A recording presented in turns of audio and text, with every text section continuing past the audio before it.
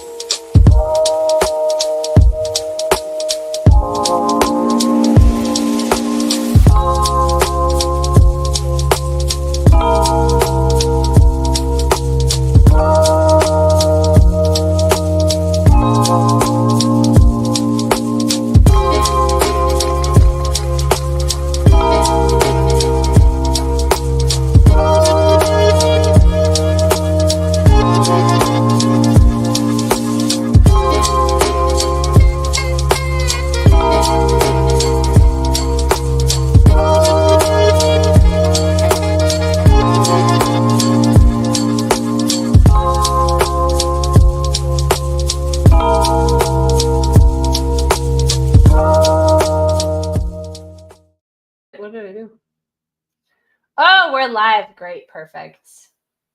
So I forgot to test my microphone. Can everybody I at least can hear you. Yes, I can All hear right, you. all right, all right. Yeah. I plugged in my phone right as it clicked over to live, and legit, it froze. And so I'm in good form today. I think we're all Sounds about right. we're all halfway Yeah. here, but Yeah, for sure. I'm gonna let people trickle in because usually the first 10 minutes is people trickling. Hey Jessica, hey Emily, hey Nicole, hey Sierra, hey other Nicole. Super glad that you joined us. Yeah, everybody give me a shout out. How you feeling after that report? Just initial reactions, Cragen. Good to see you. If you're in the chat, drop us a line to let us know you're here and even give us some initial feelings on the report. Hey, Aaron. Numb.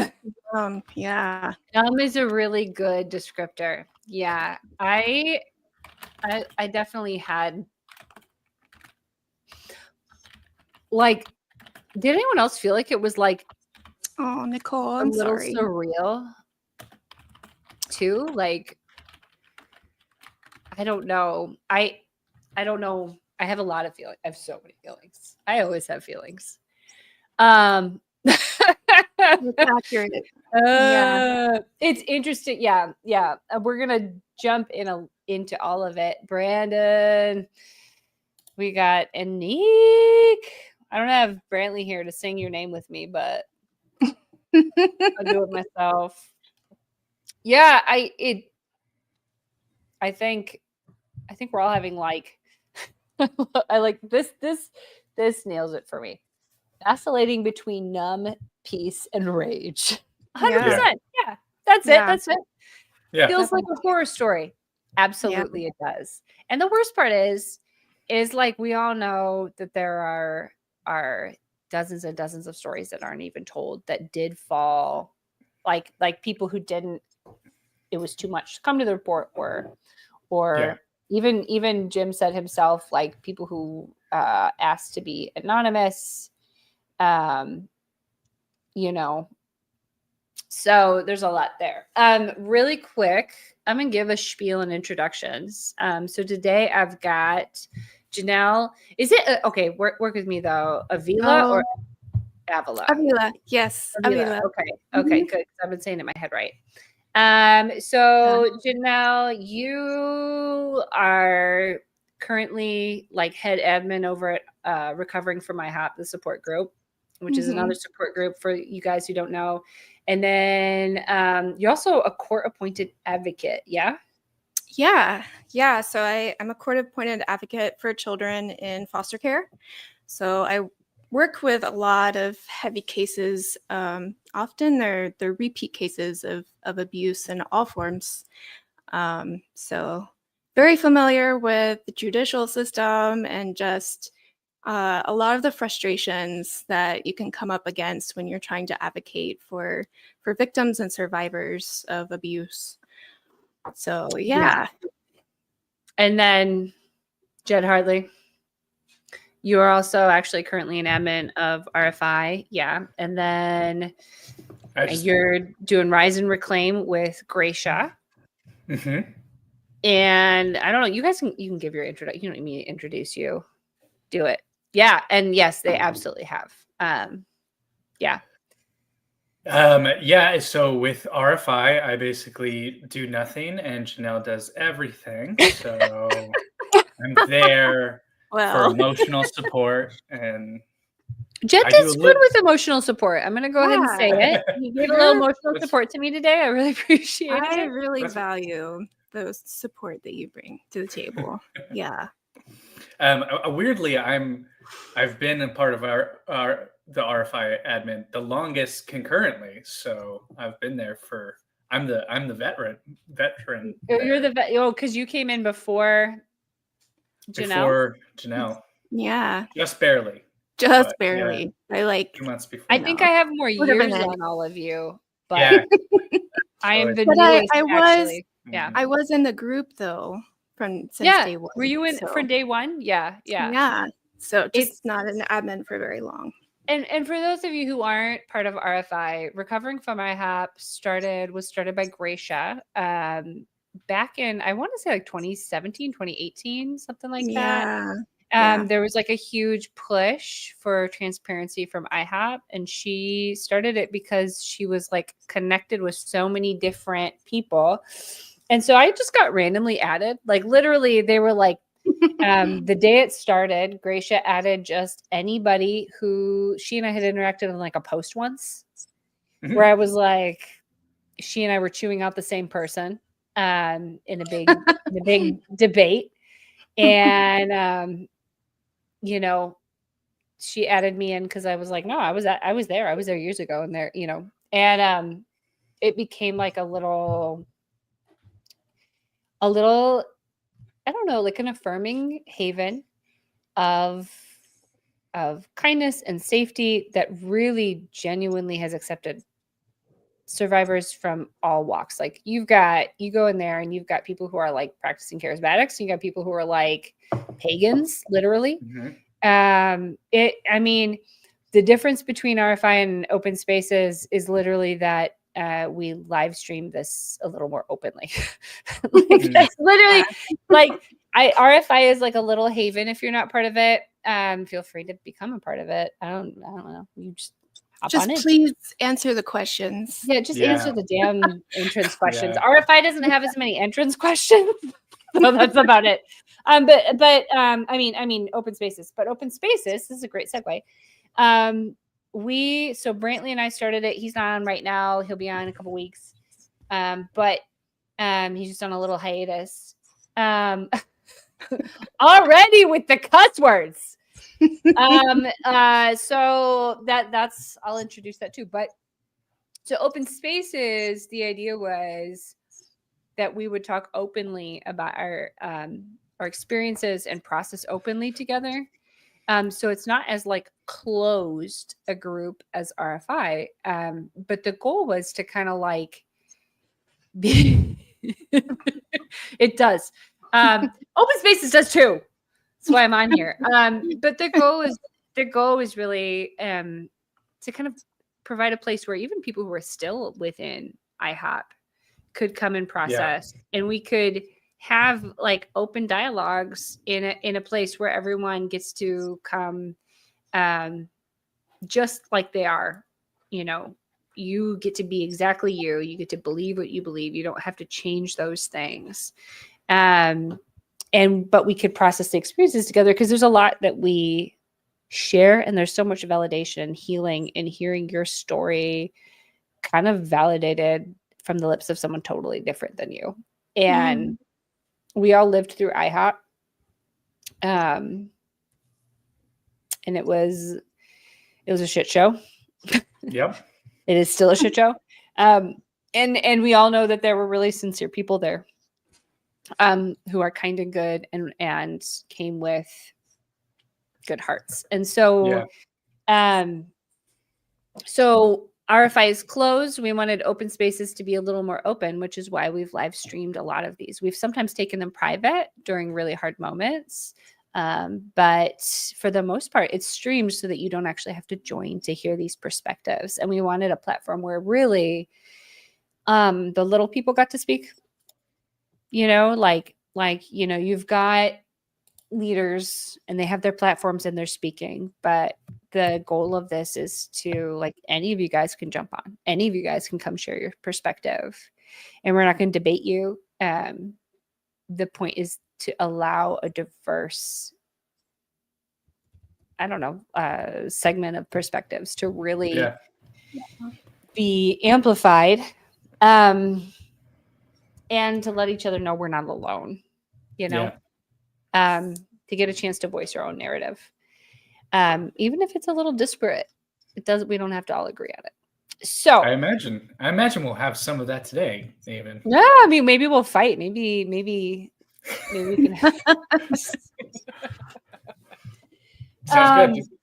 Yeah. So how it's going to work, guys, if you haven't been on before, is the first hour, we're kind of going to run through different topics and you guys can respond in the chat. And then at the 1 hour mark, we actually invite you guys on. And you should be brave. You should jump on. You should chat with us. Nobody's going to debate you. We're going to shout you down, or I might shout you down specifically, but like that would be like an exception to my rule. Maybe we'll get more views that way. So, all right. So the report came out today, guys. Do you guys want to do like a round of initial reactions, and you guys can also react in the chat? Strengths, weaknesses, whatever. Who wants to go? I can go. I can jump in. Lead, man. Go for it. So last night when it came out, well, first of all, I don't know if anybody else was doing this, but I was just hitting the refresh button constantly, waiting for after the. Oh, I set up an alert. Yeah. I set up an smart. alert where it was querying the website every like 15 minutes or something. Yeah, I'm not smart enough to know how to do that, so I just do it the old-fashioned clicking way. I love it. But I did, and I was on the phone actually with Gracia too during some of it too, so we kind of live react together a little bit. Initially, my first reaction when I saw it was immediate sense of like relief, because finally there was a document that had some of the things listed that I've been saying on John Collins' podcast, that many of us have been saying for a long time, and just to be able to see those things saliently in a document with the words. I don't know if we don't have to worry about filters on this. Like in other YouTube stuff, you can't use the R word. Oh, I mean, I don't even know. Just say it. Let's do it. Okay.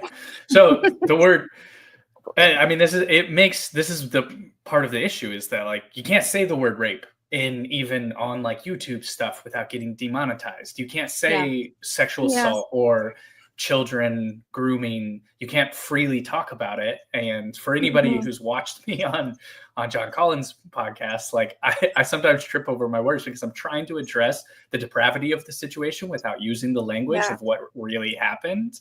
And so to like see it right in front of me, and if you haven't read the report, in the report there's some like very specific bits, like that there was 17 women who were all reported some type of sexual abuse or and which included sexual assault, rape, and I can't remember what else, but use the words sexual abuse and rape, and the 17 women in connection with Mike Bickle specifically. And so to see that about Mike Bickle was not necessarily anything new and fresh, but for me, the first emotion that I felt was relief, because it was like, okay, they weren't going to dance around it. I know that in previous times when I have seen, especially in the charismatic community, when I've seen reports about abuse, I've seen censoring of the content. So they're not going to use the word abuse. They're not even going to use the word affair. They're going to say indiscretion or something like that. Yeah, immorality, indiscretion. Can you give people a little context real quick for your connection to the report and and who you are now as well? Yeah. So specifically, my connection to the report is there's several different connections, but most importantly and specifically is my mother was one of the women who initially came forward, who spoke out about the abuse that Mike Bickle had done and was corroborating Jane Doe, who has now come forward as Deborah.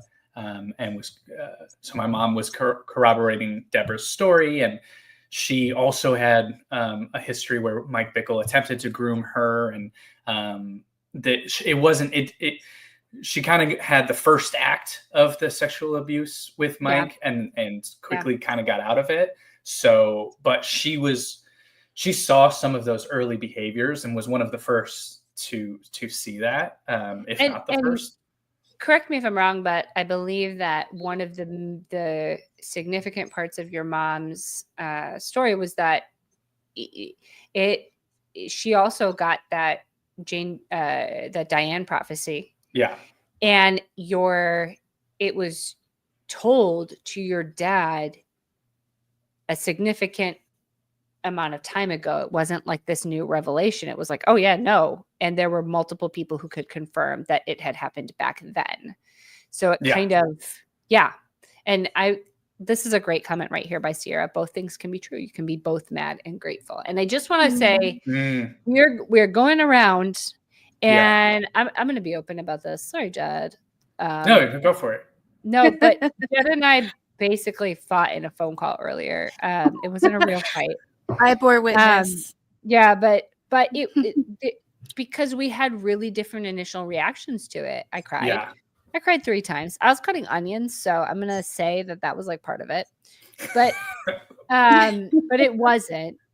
But I was really cutting the onions. But like I think I mean this is part of like what we do with open spaces is the point is that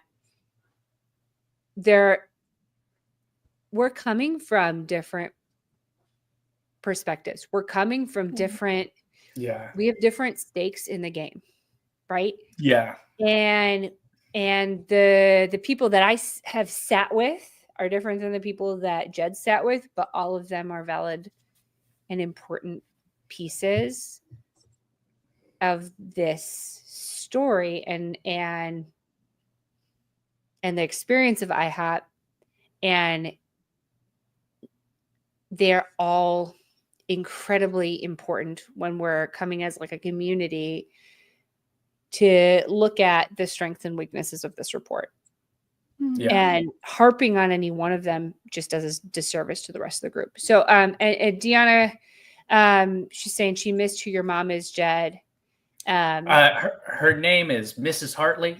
She doesn't she's actually in the report, and she has her first name there. She's wanted to come forward with her identity, but not specifically her name. She doesn't really care a whole lot, but she just doesn't like that when people would Google her name or Google her, that this would be the first stuff that pops up. I, on the other hand, my name is all over all of it anyway, so there's no way that I was getting away. But I really respect that so I will talk about my mom a lot. But my mom, I mean, her last name is Hartley, and she was there for the very beginning of everything. Since even before Mike Bickle left to St. Louis, and much less when he came back. So she knew him from way back when. I'm going to pause just because we have a bunch of different responses, and I want to pull some of these out. First, I just really want to shout out to this right here. Shandy made me want to throw hands too. Shandy makes me want to throw hands every day. Not everyone's going to know who that is, but yeah. This one right here, visualping.com. And you can give it a website, and it will track the changes for you and email you when a change is made. And it's a wonderful thing. I don't know why I didn't put it on Mike Bickle's website. I didn't think of it till recently, and I'm pretty mad about that. Okay, so let's do that. Here we go. My initial reaction was like, this does not do this community justice, and let's get these typos and timelines cleaned up before Bold and friends come in. Yeah. And I want to speak to that. Like, it sucks. That can segue straight into my reaction. Is so I did not have anything to report personally, right? All of my connection to this is I am connected with a lot of survivors of IHOP through friendships, through these community support spaces. And then I have my own history with IHOP I was there and I got the weird Misty prophecy, but not in the Mike grooming sense. It was more in a like recruitment and maybe controlling my relationship sense. Like Mike was involved with controlling my, relationships. But that didn't really fall in the scope of the report, even though it really does speak to that broader community involvement. There was no sexual misconduct in my story. And there was such a short timeline. And so I did talk to Jim about it. I emailed him and he said, hey, that's helpful. But it wasn't followed up on. And because it just isn't, that those larger cultural aspects are not possible to cover in this kind of report on this timeline. Unfortunately, it would have cost, just to give everybody perspective. So the SBC report that they did, that was more covering like community-wide abuse, right? That cost $6 million. There's a Guidepost report. Wow. Guidepost is incredible. They're really detailed. They're really thorough. They have a team of people who can really speak to like psychologists and advocates and lawyers. And, they will bring in experts on cults and stuff. Like if they need, like they do a great report.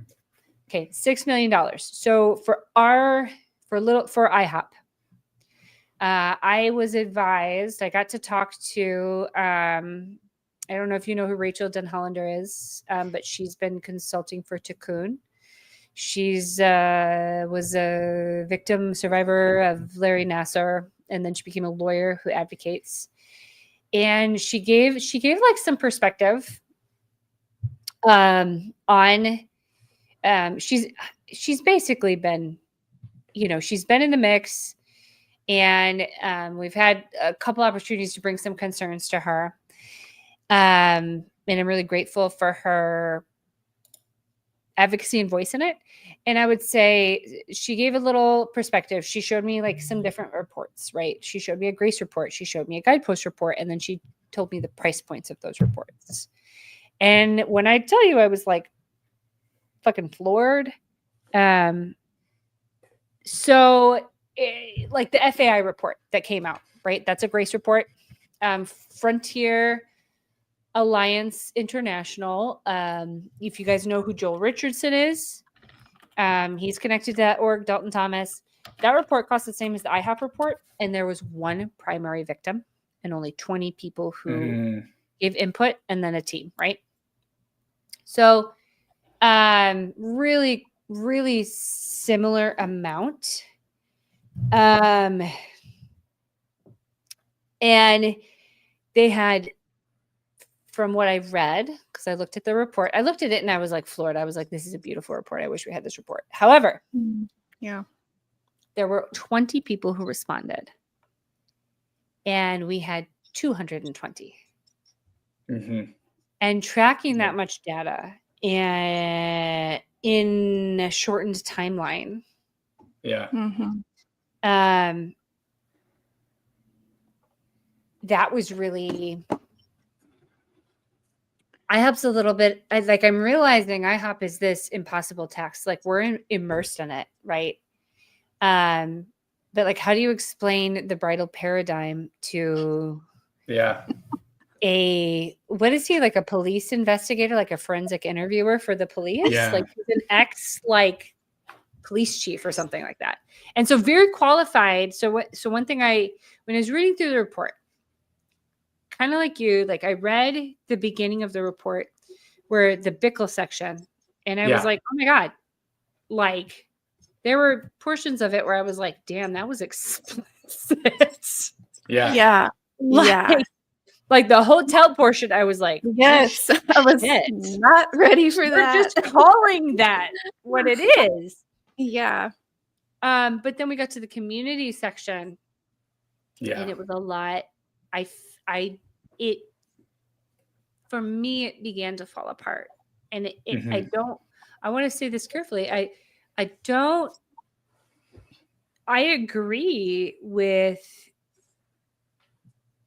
the conclusion of the report. Like systemic abuse and cover up thrived within our IHOP KC. Yeah, that defines my experience at IHOP KC. Yeah. Yeah, it did thrive. I mean, it felt like it feels like IHOP was built for systemic abuse and cover up, to be honest. It probably was.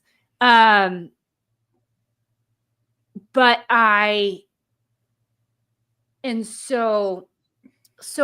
know. I had like a whole bunch of responses. One was just I was livid. Yeah. At the injustice of so many people's stories being poured out and not being able to be captured. That felt so heavy for me. Yeah. Because some of these are my friends, and I was like, shit, like I know this many people. And if I know this many people, there's probably 10 times that many I don't know. Yeah. Judging by numbers, and how hard it is to dredge up those stories. And I just kept thinking like for one survivor to come forward, even one, and one witness of abuse, you've got to have a supportive community of like 5 people, right? Like, I'm just making up numbers, but like, I'm thinking about my own story and the threshold it took before I posted it online. And I had about 2 close friends who had my back. Mm-hmm. And then I had like 3 to 5 other people who like would have my back if I told them, or like they had my back, but I didn't have to like go deep on the details. Yeah. You know what I mean? Like I knew that if I posted, we were good. And then there was probably like, 30 people out there who had been vocal, who I knew who would have my back. And when I think about 200 people feeling comfortable coming forward to an investigator, that tells me that there was, that's huge. Like so much more abuse, number one. Yeah. Statistically, yes. Yeah. And so what was the total number of so there were 17 BICO victims, but then there was an additional 16. Is that correct? Or was it 37 or 32? Like as the total, it was somewhere it was in the 30s. Yeah. I have it here. I probably should have written it down, but there's so many numbers in it too, because everybody has all the identities that aren't staying. Yeah, they have. So, yeah, sorry. No, and 32 total. Thank you, Nicole. And yeah, I think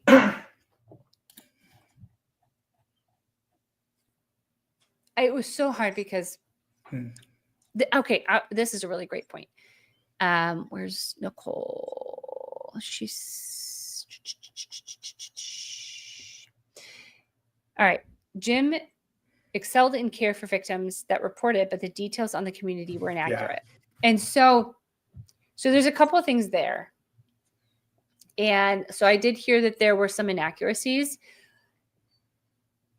And also at the exact same time, the FAI report was coming out, and that is not abnormal for there to be inaccuracies. They took 2 weeks to correct the Grace report. And the difference was that Grace was this bigger org, right? And I need more old-fashioned to get through a conversation about the report on our cult that took away a lot of years of our life. Okay. From what I understand,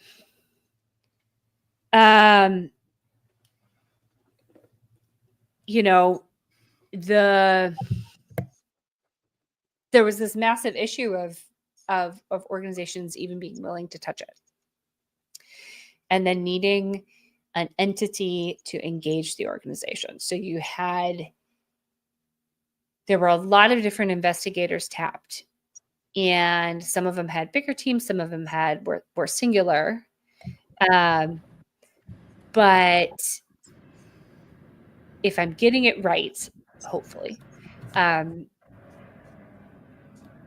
some ultimately rejected it because of the liability of not having the church itself, like not having IHOP itself back the investigation, right? Right. And that creates this massive opening. So like SBC right now, part of the reason Malachi is so excited on Twitter, if you've been on Twitter, Malachi O'Brien is a board member,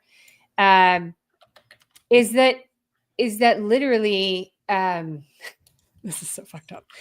But they're suing for like $10 million. They're suing the people involved in the investigation, and the guy definitely did it. Like, it's so gross. Like, when Wait. you read that report, you're like, holy shit. Wait, And Malachi's suing? no, Malachi's not suing. So, like, I think Hunt and some of the people named in the investigation are suing. Oh, I don't know if they're suing Guidepost or they're suing someone. There's a lawsuit related to it for defamation, and Malachi's all pumped because his commentary on it, he ingratiated himself by defending the SBC, winds up magically becoming tell me if this sounds familiar. He becomes the second vice president of the SBC and the president, I think, of the Missouri SBC. And then he magically he does the same thing online for IHOP and is magically on the IHOP board. So he's a little bit of a ladder climber. And so that's part of why he's so gleeful online right now, is he's trying to sort of like discredit this report too, because that's been his MO, right? And we've got dropped the link right here. Johnny Hunt sues SBC and Guidepost. So that was what was on the table. So then on top of it, you have whatever entity. So you have to get an entity and convince them, like, hey, randomly take on the legal liability of this group to do an investigation for survivors who aren't part of your second VP is not the VP, thank God. I don't know what the second VP is, but I know that he's proud of it. Malachi always inflates his credentials. This is true. We need to pull up his action figure later. So assistant to the I was gonna say that. He's also writing a bestseller, guys, on the spirit of accusation. Yeah. So, and Charisma Magazine is like pumping him up. So no, I know SBC and IHAP doesn't go together, but it does in the evangelical industrial machine. And that is what we're up against. And that has been, it is like, listen to the regional manager, correct. So it's been really hard because there had to be an entity. So it was like, okay, Vineyard, will you be cool with doing an investigation? And the way I understood it was talks on that kind of stalled, and they were like, yeah, maybe we could, like, for the metro portion, but that doesn't like do everything else. It's like, it's a mess. So Tacoon says yes, but then it's Tacoon's choice on who to pick.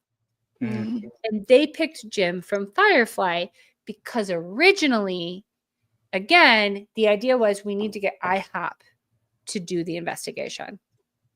So Jono Hall posted a statement, which actually I kind of appreciated, because I did appreciate. It's sometimes we appreciate things, and I feel like I'm going to get in trouble somewhere. I don't know where it's going to happen. I just appreciated he acknowledged some of the shortcomings. I don't know where it is. This is hard to find. Maybe my tech support can find it. It was on his Twitter. Yeah, it's on his Twitter, but there's this thing like talking and typing, and I struggle so much. I'll find it in a second, but I do want to go he over might have taken it down. No. Oh no, sorry. I have it. You found it? Yeah. Okay, do you know how to share screen? Yeah, but oh no, I can't do that. You guys will see all my book tabs. No. It'll ask me which one you want to share. Okay, here, 1 second. Here, let me close mine. I'll do this later. Stop screen. It's like a communicator. What is it? It's a.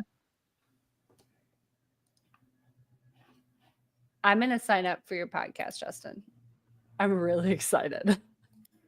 I want the logo to be the ghost of Christmas Yet to Come, just like pointing from the Christmas Carol. Malachi, I don't know if can you guys see the screen share? Boom. You wanna read it? Read us through. You want me to Jed? read it? Yeah. Yeah. You want me to read the whole thing? Read what you feel led. Okay. All right. As the Spirit leads. Yeah. The Advocate Group response to the Firefly investigative report. Last night, many of us downloaded and read the Firefly investigative report, which confirmed a disturbing pattern of abuse and cover-up involving Mike Pickle and IHOP KC. The emotions we feel in response are complex and deeply personal. For so long, those seeking truth and accountability were met with obfuscation, denial, and delay. Now, with this report, many survivors and advocates receive a sorrowful validation of their experiences. While words on a page cannot undo the pain and injustice suffered, we hope this arrangement affirms that these individuals have been heard, their experiences are believed, and they are deeply valued and loved. We're grateful to Ron and to Kun for overseeing this process, and to Jim and Firefly Investigations for their diligent efforts. As former leaders, we are coming to terms with the reality that we dedicated years of our lives to a system that, while doing good in some ways. I do want to just say, I really need Ron to come out here and tell me how to pronounce it, because I don't know if it's Takun, Tikun. Like, I don't know, and it's upsetting. Anyway, I heard Gracia pronounce it Takun, but she also pronounces bag. So who knows? Yeah, there's a lot there. I'm just going to affirm that. As former leaders, we are coming to terms with the reality that we dedicated years of our lives to a system that, while doing good in some ways, also caused significant harm.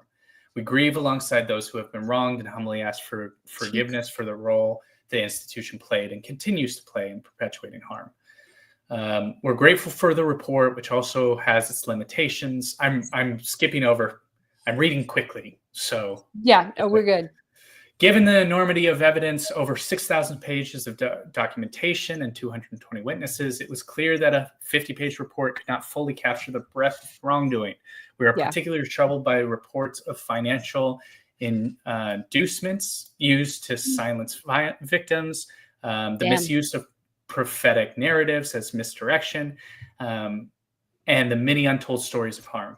We acknowledge that some may feel disappointed that their experiences were not fully represented, and we recognize the difficult and often thankless work ahead for the pastoral recommendation team by Takun. We have also been made aware of factual inaccuracies and some fairly large omissions of wrongdoing, which have caused a number of individuals pain. We will let Takun comment on what process there will be to remedy this. Despite this, we remain committed to walking alongside survivors on their journey towards healing. It is I want to pause. Oh, but this is a okay. I'm sorry, Jed. Let's fight about it though. This is one of those things. As a tutor, I always have to finish a thought when I'm doing the reading, and my students always interrupt, and they're like, "Oh, well," and I'm like, "The paragraph is." Wait, damn it, Jed! I'm in charge. I'm not in charge. Where's that silent button? It's just, you know what the issue? No, but the thing is that there's a lot of thoughts here. Yeah, and it's hard to comment on all of them at once. And I did. Oh no, put it back. Where'd it go? Yeah. Oh, okay. Sorry. Damn it, Dad. I didn't want to distract from. Shit. No, I'm just. Okay. How am I being threatened to be muted from like 5 directions right now? This is harassment. I did want to say, like, I feel like that's a paragraph. Like, that's a hell of a paragraph. Yeah. There's a lot packed in there, and I just like whatever. We'll go back to it. I've changed my mind. Please go ahead, tutor. Oh my God, Ben. I was just gonna say, it is our sincere hope that this moment marks the beginning of a new chapter, one of repentance, restitution, and meaningful reform. Processing the findings of this report will take time, but we pray that IHOP KC's current leadership will engage with these revelations with humility and commitment to necessary change. On the process, I think that's a whole different idea. So that feels like a good stopping point for me. Okay. If we want to talk about it. And And there's another post that I want to bring up later by Heather Griffin that I think was really helpful in contextualizing it. As a reactive ADHD Jezebel, I tend to lead with some feelings on things. And my New Year's resolution was to respond and not react. Really, I've done both. Feel like I'm embodying the ghost of Susan past and the ghost of Susan yet to come all at once. Maybe that's the spirit of Christmas. I don't know, but wow, Ben, this is really hard. Ben misses Brantley. You know, I miss a lot of people, Ben. You know? Wow. I miss Alyssa too, because she's not on here either. But sure, let's call up Brantley. So what about I can't think of anybody else who's been here because I'm tired. You were saying that you were last week. No, okay. The point you were is, saying that you're Susan Christmas past, Christmas future. Yeah. Oh, the spirit of white women who should have been. Fair. Okay. All right. Bringing it back. Bring it. So I do want to say, like, I actually feel kind of validated by this statement, particularly the section here that I'd love to highlight but can't. Just the awareness of limitations. That feels like a big deal. Oh my God, it's magic. So I don't know what he means by reports of financial inducements to silence victims. That's fucked up. I don't either. Yeah. The misuse of prophetic narrative as misdirection. So, and that sounds like that wasn't, it sounds almost like he's saying that wasn't pulled out enough, or that people are using that currently. We need a clarifying statement. It's possible that people are using that currently to stop it.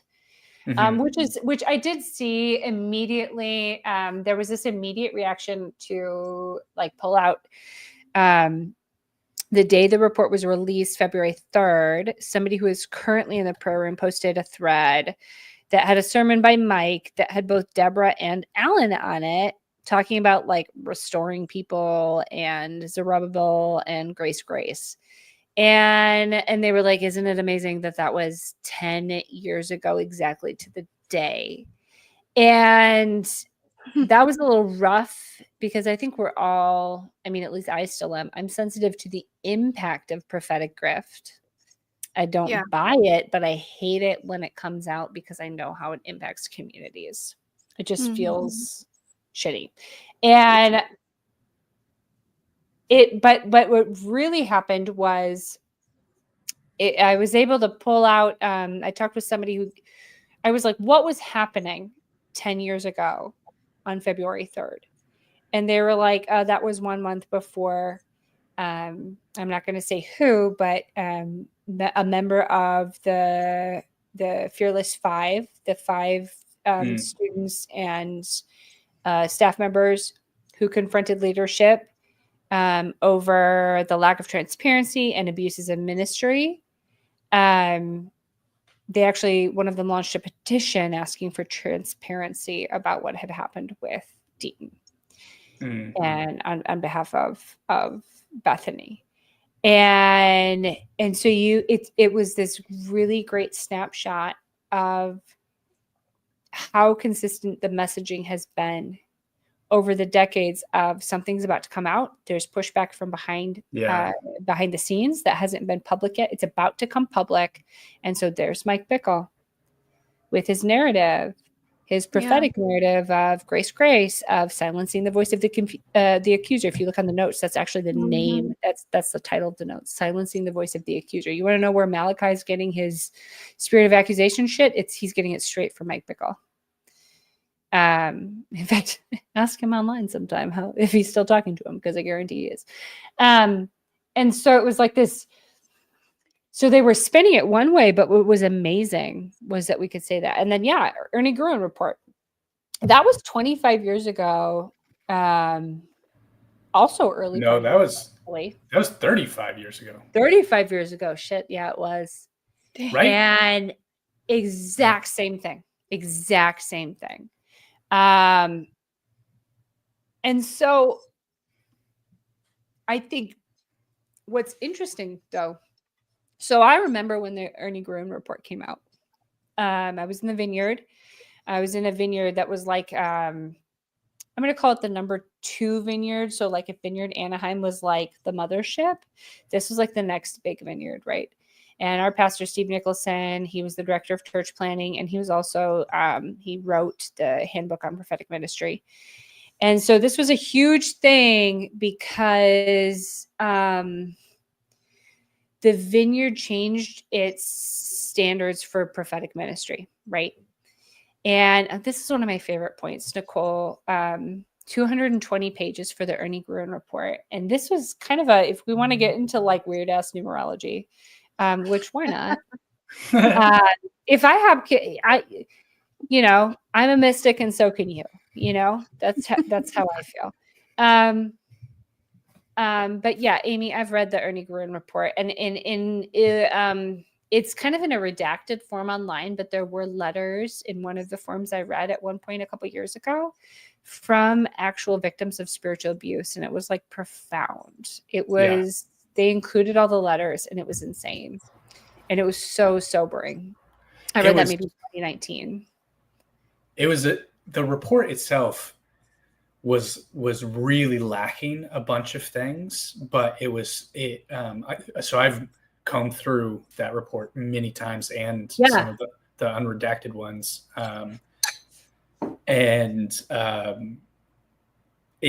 There were so many details in there that were just unbelievable, but at the same time, it was all couched in super religious language. So it was really difficult to, like, I don't think that it ever made waves outside of the very specific Christian charismatic circle, and maybe even the like IHOP charismatic circle and stuff, because it had all of this information, but a lot of it was like, it just a lot of the critiques were couched in sort of, this is how you ought to run a church versus not run a church versus you are abusing people. And one thing that I appreciated about this report that has come out versus the Gruen report is that it talks about abuse that is universal regardless of whatever religious context there is. And like the Gruen report didn't even get into a lot of the sexual abuse that was going on there.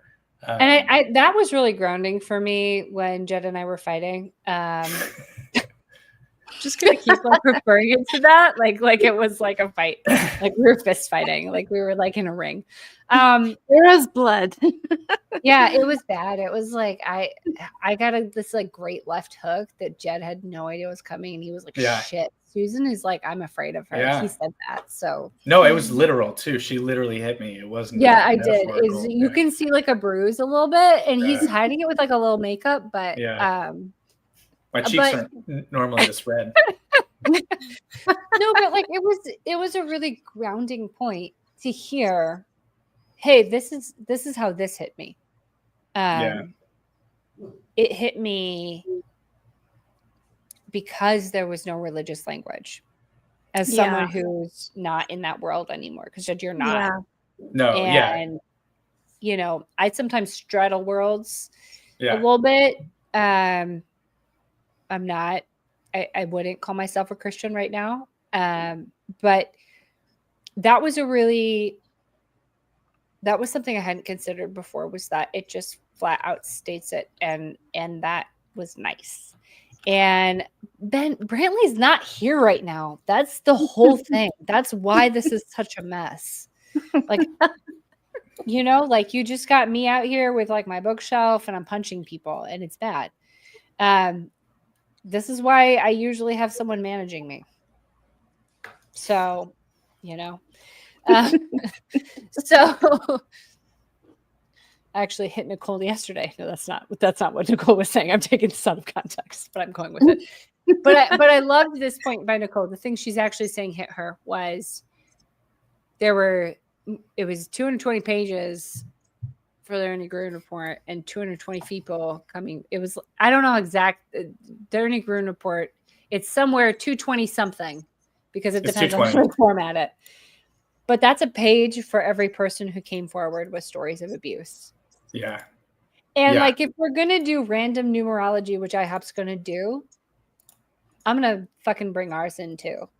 And that was like a little bit of a profound moment when Nicole messaged me with that. I was in the grocery store and I didn't get what I needed because I was thinking about it, but I forgive Nicole. But that was kind of cool. Oh, this makes me feel nice.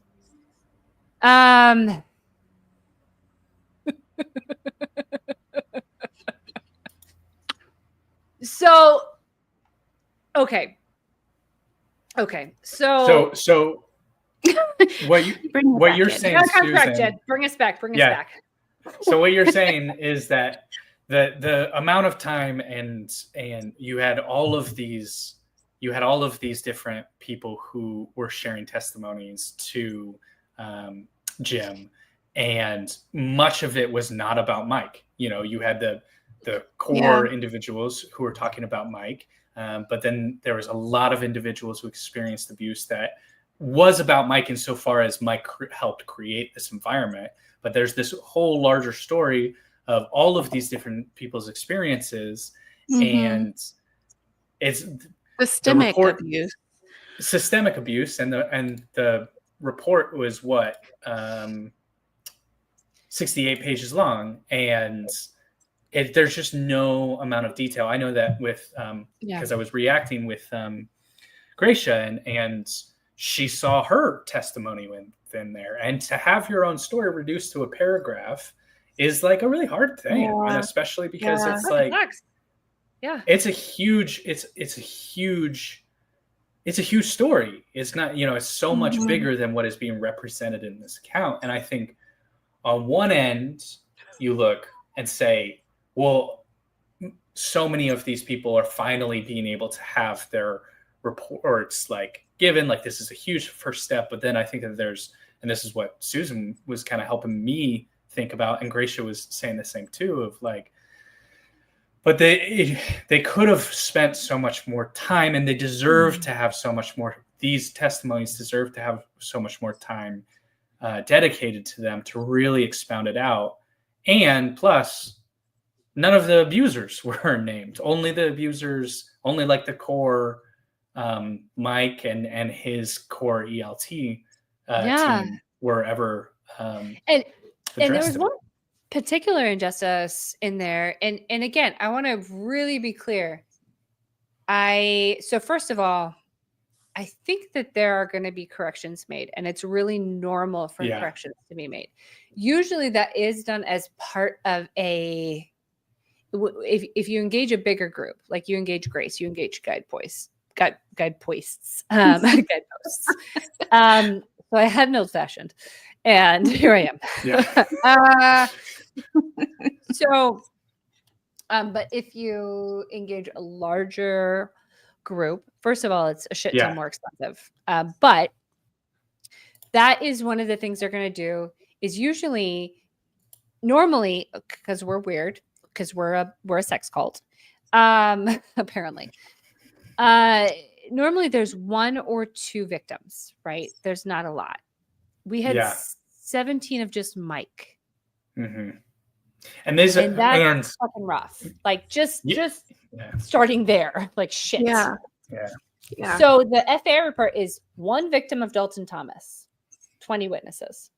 And I think there were reports of other abuse, but like there was a primary victim. Yeah, we joined a sex cult, but had none of the sex, Sierra. It was fucking all the worst parts of a sex cult. I don't know how we did that.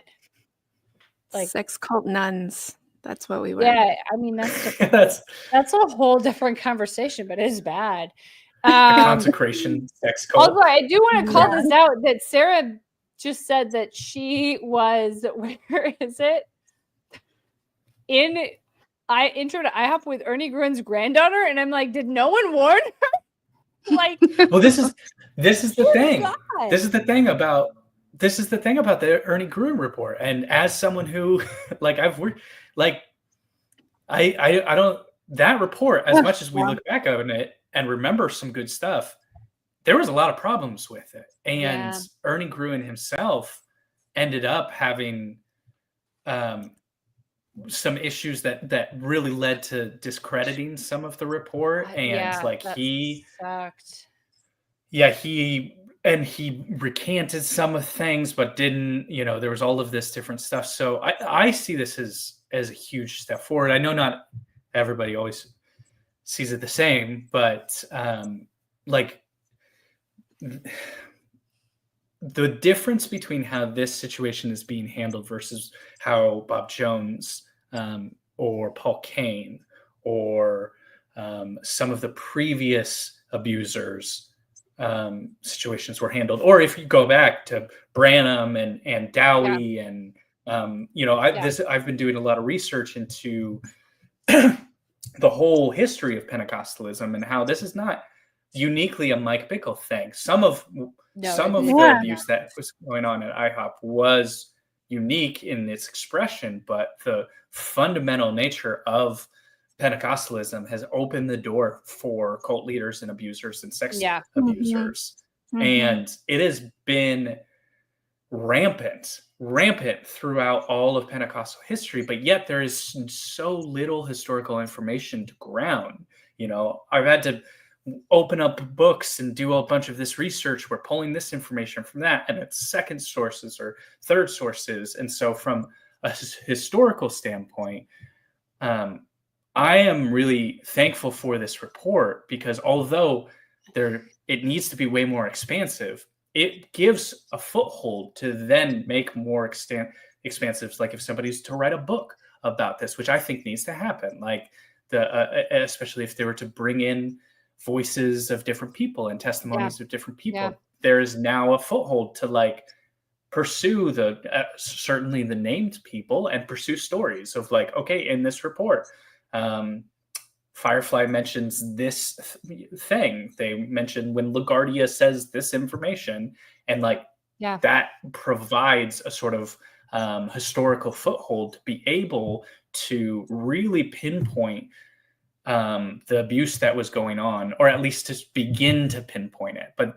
the thing is that you have to view it in the context of a decade of the future, of like a slow turning ship, of this is the first step in a very, very long step to have exposure and accountability. Like this is not the end of the conversation. This is the beginning of the conversation.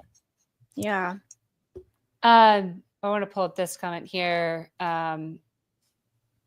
Through the victims and witnesses interviewed, we have found there was a culture of systemic abuse and cover-ups that thrived at IHAP KC. So that's on page 9. And so this does represent, even though not every story was quantified, because this is an executive summary. When we're calling it a report, it's a summary of the evidence where conclusions, and we're talking about a police. I voted for Bernie. Okay. Like it is what it is. Like, I'm an ACAB girl. It is what it like. So when they were like a cop's interviewing everyone, I was like, well, we're fucked. Yeah.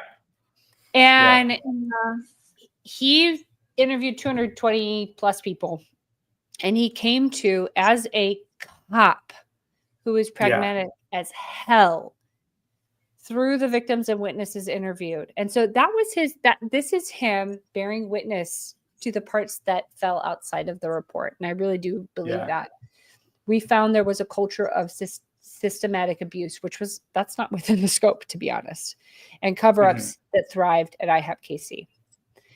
And I can get behind that. I believe that was true. I think that there were some, I'm going to call them functional issues with the report. And so I want to separate my profound disappointment at what justice looks like, right? Right. That's big, and we deserve to be fucking pissed because what justice Agreed. looks like for a victim and what's available Yeah. feels like the Yeah. best case scenario feels like settling. Like I want to punch Yeah. everyone in the face. Yeah. But it does say something to me that the abuse was so profound that this dude, this police chief from like whatever he was, I can't remember, from like Pennsylvania, is just like, holy fuck. And he's ready to like change some of his, like, I mean, he was impacted. He was really impacted. And I did talk to him. I pushed back and forth with him. And he was really gentle. He was really kind. And I talked with him at the beginning and I gave him kind of like a overview. And he was like, I've never heard of anything like this. This is wild. Yeah. And then he did 200 more. I was one of the earlier interviews and then he did 200 more. I was like, Yeah. shit. And those interviews were like 1 to 3 hours. Some were more, some were less. But I mean, on average, I would say they were 2.5 hours. So I don't know what that's 450 hours easily of interviews. And not even everyone was interviewed. I want to stress that there are people who were not interviewed. Mm-hmm. Yeah. And this report took place over 3 months. The FAI report, and the reason I keep referencing that is that I think it's a good barometer for what he was asked to do and the time frame. So they took a year, and there was 1 victim and 20 witnesses. Yeah. Right. And they had a year to process that and go back and forth. He had a couple months and hundreds and hundreds and hundreds and hundreds of interviews. And I remember there were points where he was kind of irritated because he was going back and forth with me on something, and I was kind of pushing for him, and I could tell he was irritated. He was like, there are people I still got to interview, and he did care about that. And so like that was like kind of surprising to me how like moved he was. Nicole, Yeah. okay, yeah, nearly 3 hours. Wow. And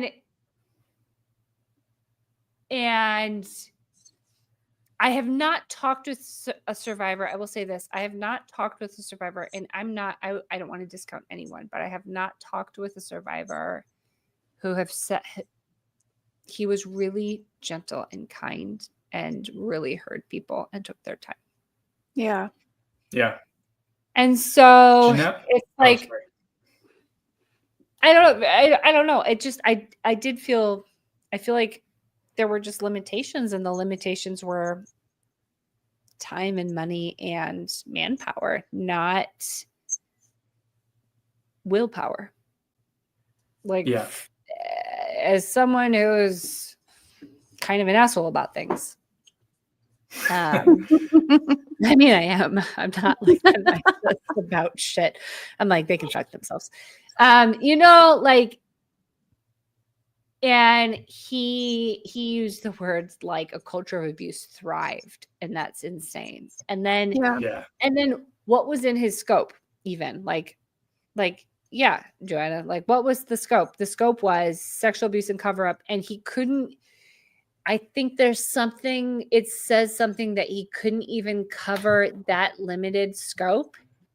Yeah, because it was so fucking insane. Yeah.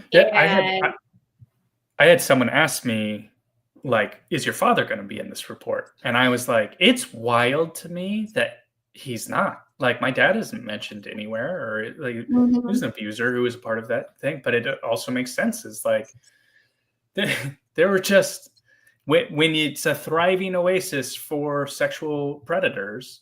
Yeah. There's just going to be an overflow of abuse victims, and to be able to encapsulate all of that was probably never within the capability of. I wish that he would have done more. Like I think that, and I wish that I think that there's some strategic things that could have happened that would have made it more useful, having people who were assisting him who are counselors and who can like help with intake and everything like that. Because if he's spending, I mean, he would have had to pay them though. We would have had to pay. Right, it requires Cocoon money. is $40K in the hole, so Yeah, it was $100K investigation, and they quietly expanded it without. They didn't actually say having anything the about money. this. Yeah, and I gotta say, like, I have some strong criticisms of Cocoon. I have in my back pocket, like, I've made an action figure of Dan Jester. No shade, all the shade. Because I was pissed off at him and I didn't post it, but I made it and I thought about it. And I kind of like Ron. I'm not gonna lie.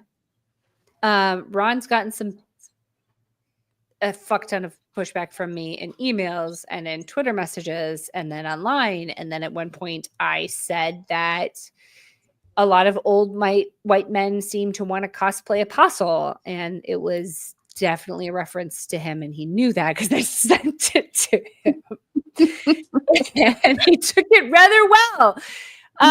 And they spent $40K of their own money to extend the report without saying anything until last night, which was an odd time to say it. I'm not going to lie, but at the same time, fair. I think the point was we've invested. And yeah, this is a fair feedback. This is fair feedback. It was rushed. Typos. I did appreciate, can I just say that I appreciated that Isaac Bennett's name was a typo, one of the typos, and so was Ed Hackett's, and I feel like they deserved it, and I loved it. Susan, we gotta get Janelle's opinion. We've been just going back and forth. And it's just been me and you fighting. I know. Yeah. Again. Yeah. All right, Janelle, hop in. I want to hear what you got to say. No, I mean, I was right there with you guys. Like, definitely. Oh my gosh. First, it was, you're opening it up, right? And you're not sure what to expect. And it's like slapping you in the face all over again. And,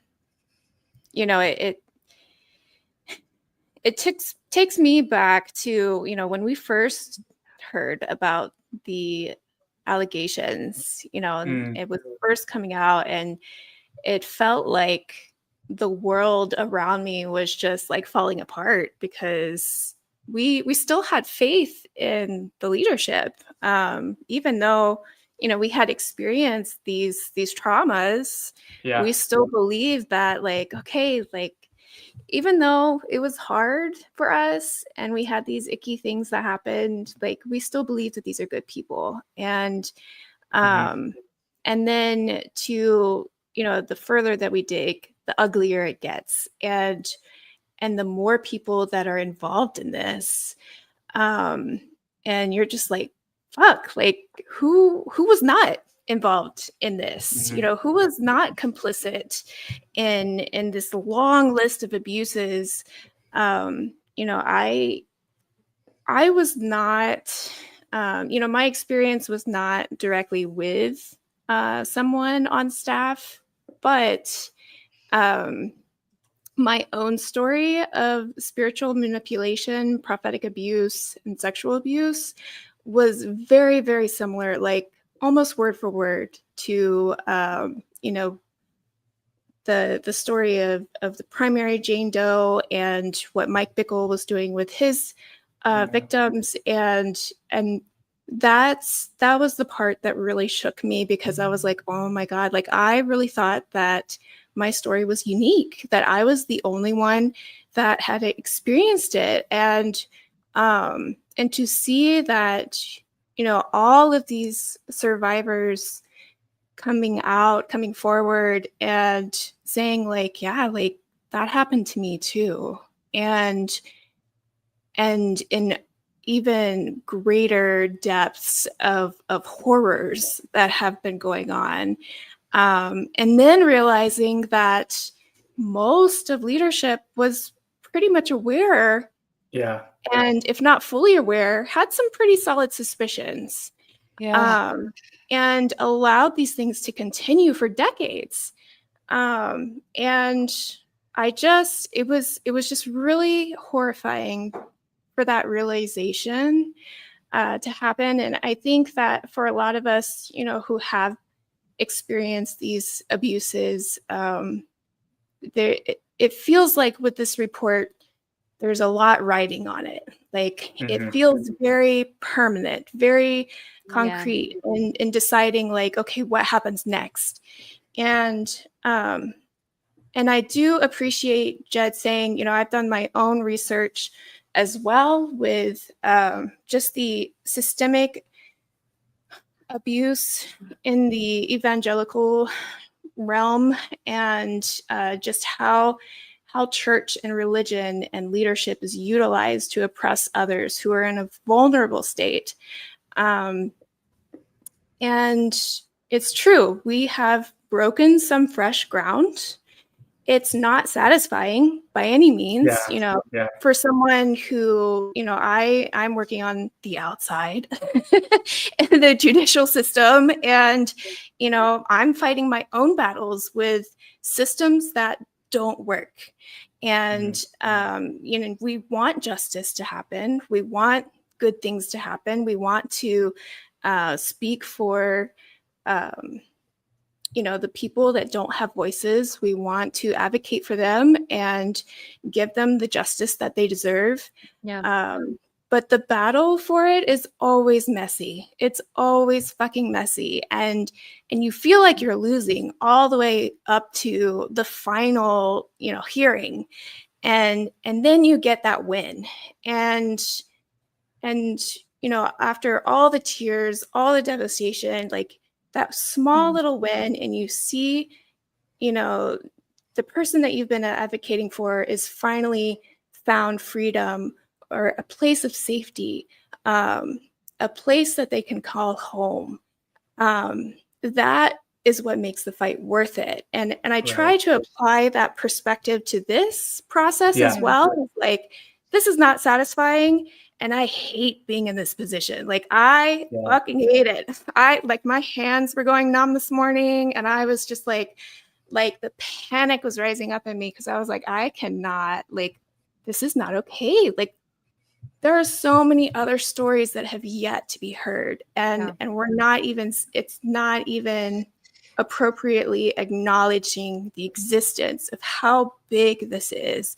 Because some of them didn't come forward because of the presence of Tikkun and because of the involvement of former leaders. And also, I do want to say, like, I do believe Jim was independent in the sense that I don't think any of them were influencing him. But I also really understand why they didn't come forward, and that is painful. Yeah. It's really painful to know. Yeah. My mom didn't even know to come forward because, and this was part of some of the methodology, was that Jim didn't want to force victims or pressure victims to talk about their experiences if they didn't want to. But both my mom and I just kind of assumed that they would call her because her name was on a lot of these documents and these informations. And so I heard that the report was starting close to come out, or the investigation was wrapping up. And I was like, I called my mom and I was like, have you even talked to them? And she was like, no, I haven't heard anything. And so I had to reach out kind of last minute and connect them to my mom. Oh my God. So I didn't register till today. Yeah, I didn't register till today that you had to reach out last minute. Yeah. I sort of had assumed that the victims of Mike had, like, all right, this is going to sound so bad. So let's couch this in understanding. Brace yourselves. Open spaces. I sort of assumed the victims of Mike were getting like some white glove treatment. Yeah.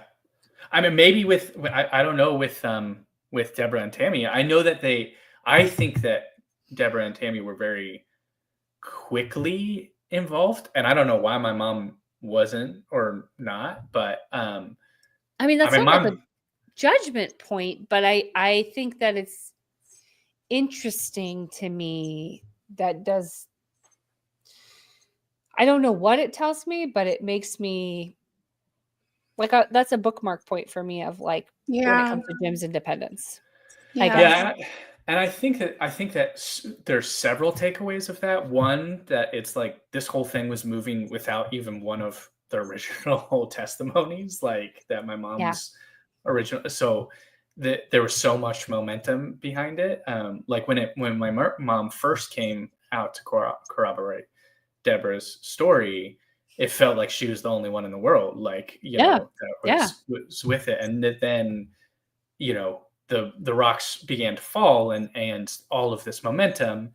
And so I think in some good news, it was one of these things where Jim probably was like, I have everything I need to already lay out a very specific case on the big broad brush. And this is what Yeah. I was talking with you guys earlier about, of like forest versus trees sort of thing. Like, I think in a larger sort of thing, we have some very poignant accusations and good analysis of what IHOP Casey fundamentally was, and how it was a systemic issue, and how Mike Bickle was a predator, and the whole IHOP Casey industry was built around predation and funneling people to either Mike or to the different leaders so that they can control the sexual identities and sexual experiences of the community they were a part of, and any sexual abuse could be jarred and put away and ignored and whatnot. So I think that on that larger scale, on seeing the forest, you look and you're like, oh, this is fantastic. And that makes sense that like my mom's testimony wouldn't have even been necessary for that larger testimony. But then in the specific, in the details, it's like, how can you not reach out to her? How can you not ask her what happened and at least give her a call? And I think that that's probably what a lot of people have been expressing, is this sort of sense in which good investigation requires a little more digging. But I did some quick math, just because I was curious. And if you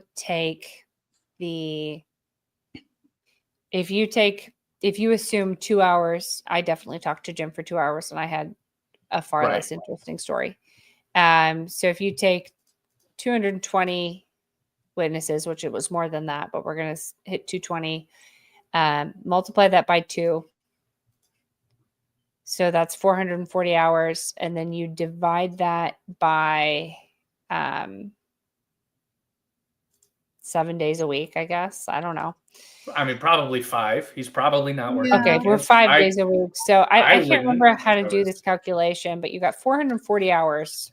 I'm a tutor, so I can tell you how to do observation. And then you got 5 days a week. That's the answer is 88. What does it mean, Jed? 88 days? Wait, what was the so I did 440 hours. Oh, you know what we need to do? We need to say 8 hours, 8-hour days. So we divide it by 8. Oh. Well, no, so it would take 11 straight days of just straight, if all you were doing is you had them lined up and all you were doing 9 to 5, it would take 11 straight days to be able to like. No, it would take 55. Okay, maybe 8-hour days, 440 hours, and 8-hour days would take 55 straight days. Oh, right. Yeah, you're right. If all he did was interview, that would be 55 straight days, and this report was commissioned in September. Mm-hmm. And so, first of all, you can't just interview straight, but that's 55 straight days with 0 time to process or think. Right. And I do think like I'm struggling because I feel like I'm like becoming like an apologetics for a report that I didn't love. I didn't love the second half. At the same time, pragmatically, Jesus Christ. Yeah. Like that's a lot for one person to take in. And then you had you had other investigative bodies saying, we will not take this case because there's not an entity who can commission it. And that's, I don't know what else to say about it. It is what it is. Like, it fucking is what it is. Oh, sorry. Gracia, I'm banning you. I also got lost in that math, and now I'm like, oh man, should even people have me tutor their kids? I'm great. I don't know if you should, but like, we should ban Gracia because I feel like she's just kind of like shitting on us over here, and I'm not. Yeah. I don't even know what to say. I want to pull up this. Truly independent was the IHOP requirement, but they wouldn't even cooperate, and that's true. No, right, and that's They didn't even join in. Like, it was. This is a great point. Plus follow-up interviews. So everything I've just said, some people were given follow-up interviews, and some weren't, and so that's what's really hard. He did 38 follow-up interviews on top of the initial 220. So we're talking. And I'm sure follow-up interviews were at least an hour each. Yeah. So we're talking a shit ton of hours. And then he had to write the report. And I do know that he was taking interviews. And I actually know people who did interviews with him up until the day the report was released. And I don't know. I'm saying that because for two reasons. As the resident non-Christian asshole, we're all not Christians. I guess we're whatever. It's fine. Yeah. But I'm the asshole one.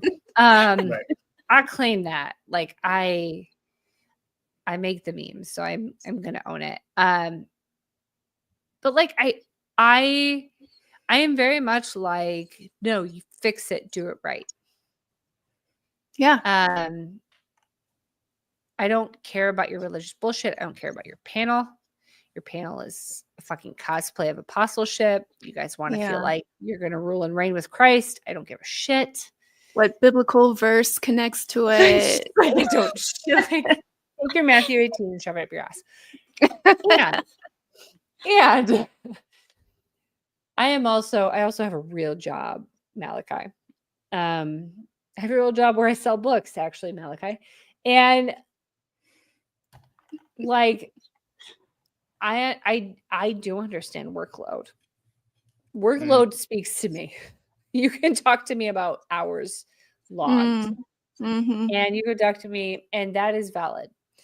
And so do I feel like this report adequately captures the experience of this community? No, not in 1,000 years. That would have cost $1 million. And to be fair, what report could actually accurately represent I'll tell you, the FAI people, they were not happy with their report either. And I looked at the report and I literally opened it up and cried. Yeah. I was like, it's so beautiful. It talks about gender issues. Like, I was like, so fucking amazed. That one was. But it just, I don't know. Should we start bringing in other people? I think we should. Because I want to know. For remembering, because I forgot. We could honestly go on for hours. I've watched a few open spaces. You've watched this before. This is amazing. This is what happens when I don't have my buddy Brantley on here. So yeah, I think we should bring people in. You should jump on. You should be brave. You can have a different opinion than me, and you can fight me. And I'll probably just cry about it for real. Like, you know, Gracia's going to head out because she doesn't love us, but it's fine. Nobody cares. Nobody even cares, Gracia. Gracia, I care. Okay, well, Jed cares, whatever. But, thanks, Nick. By the way, that reminds me, Alyssa DeGraff could not be here tonight, wanted to be here tonight, and she asked if I could tell you guys she loves you all and hello. Oh, she's the best. She is the best. So let's finish up talking about dinosaurs. Yeah, well, somebody should jump on with us. While we're waiting, I know that this is totally a non sequitur, but there was only one instance in it that I was shocked by something I read in the port. So if Oh, anyone yeah? wants to jump in with like the thing they were shocked by, because, and I say shocked only in the sense that like nothing shocks me about this organization anymore. Yeah. Yeah. And there's the, even in the like crazy sense, it like you could say anything. Like you could be like, secretly they were all a part of the Illuminati, and I'd be like, that totally makes sense. Like I just wouldn't be, I wouldn't be shocked by anything. But the one thing that was as close as it gets to shocking was after the section. This was right after the section with my mom and this section on prophetic abuse. And the prophecies about Diane and Diane dying, and that Diane was going to die in an earthquake, and then that would open the door for my mom or for Deborah or for Tammy or whoever it is. Hello. Hello. Let me finish this thought super quick. No, you go. But because it was just wild. Because then there was this quote from Lenny. Did you all see the LaGuardia quote about the prophecy? That was wild. Yeah. I could not handle that. So if people didn't see it, he said when someone asked him about this, did Mike prophesy the death of Diane? He literally said, she is gonna die. That Mike and Diane are gonna preach the gospel. She's gonna be a martyr, and that eventually Mike is going to have to marry another woman. And this happened on December 3rd, 2023, while people were like discrediting. I mean, Mike discredited my mom's account like a week after there, and so just wild. Like it was already known, like prophetic. Yeah, like that's Lord, like yeah. It just that really concerns me because I really wonder if LaGuardia was so knowledgeable about like of course. Why is this an issue? Did he tell Brent he had the golden ticket? I don't know. Like that's so messed up. But I think that was something that Brent had said. He said that. Yep. Yeah. And it was just a mess. All right, so we got Micah Meisberg. I don't know if I said your name right. You got it. Can you hear me? Yeah. Yes. Yeah. And then we got Mr. Juan. Hello. Please share. Go do it.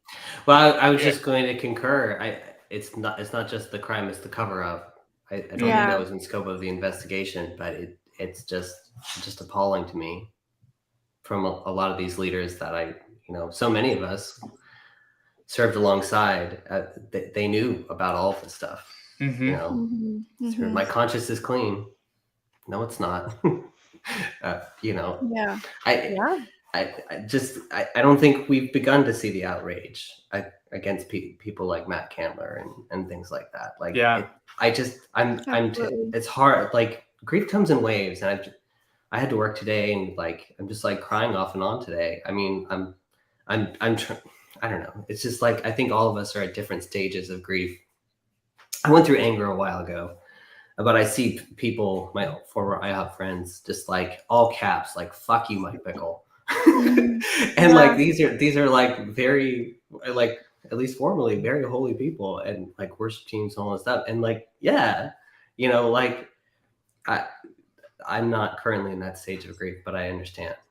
And I think that just my comment would be we should I'm thankful for this community, of support where we're all going through this and processing it in different ways. I think that's been like a weird thing for me where it's this healing thing where when we were going through it at IHOP, right? That is exactly what we didn't have. Like I was thinking about people at IHOP right now. The reports coming out, and IHOP called a 5-day fast. it extended the global bridegroom fast to 5 days instead of 3. And the theme is grace, grace, and they're asking everyone to lead in. And I thought about They're doing this right now. This is right now. It was so Jesus February Christ. 3 through 7 is a 5-day fast instead of just the normal GBR or GBF. Wow. Sorry, and it's grace, grace, silencing the voice of the accuser, all this stuff. Elizabeth Griff, our favorite. And so there again, that is. I remember when the stuff about Paul King came out, and immediately we were in a fast. Immediately we had all staff meetings. We were told not to drink. We were given all these instructions, and then we went straight into reaffirming the prophetic history. And that's how that went. Yeah. And there was no community support. There was no taking care of our bodies in the midst of grief and confusion. It was fast and fucking whatever. And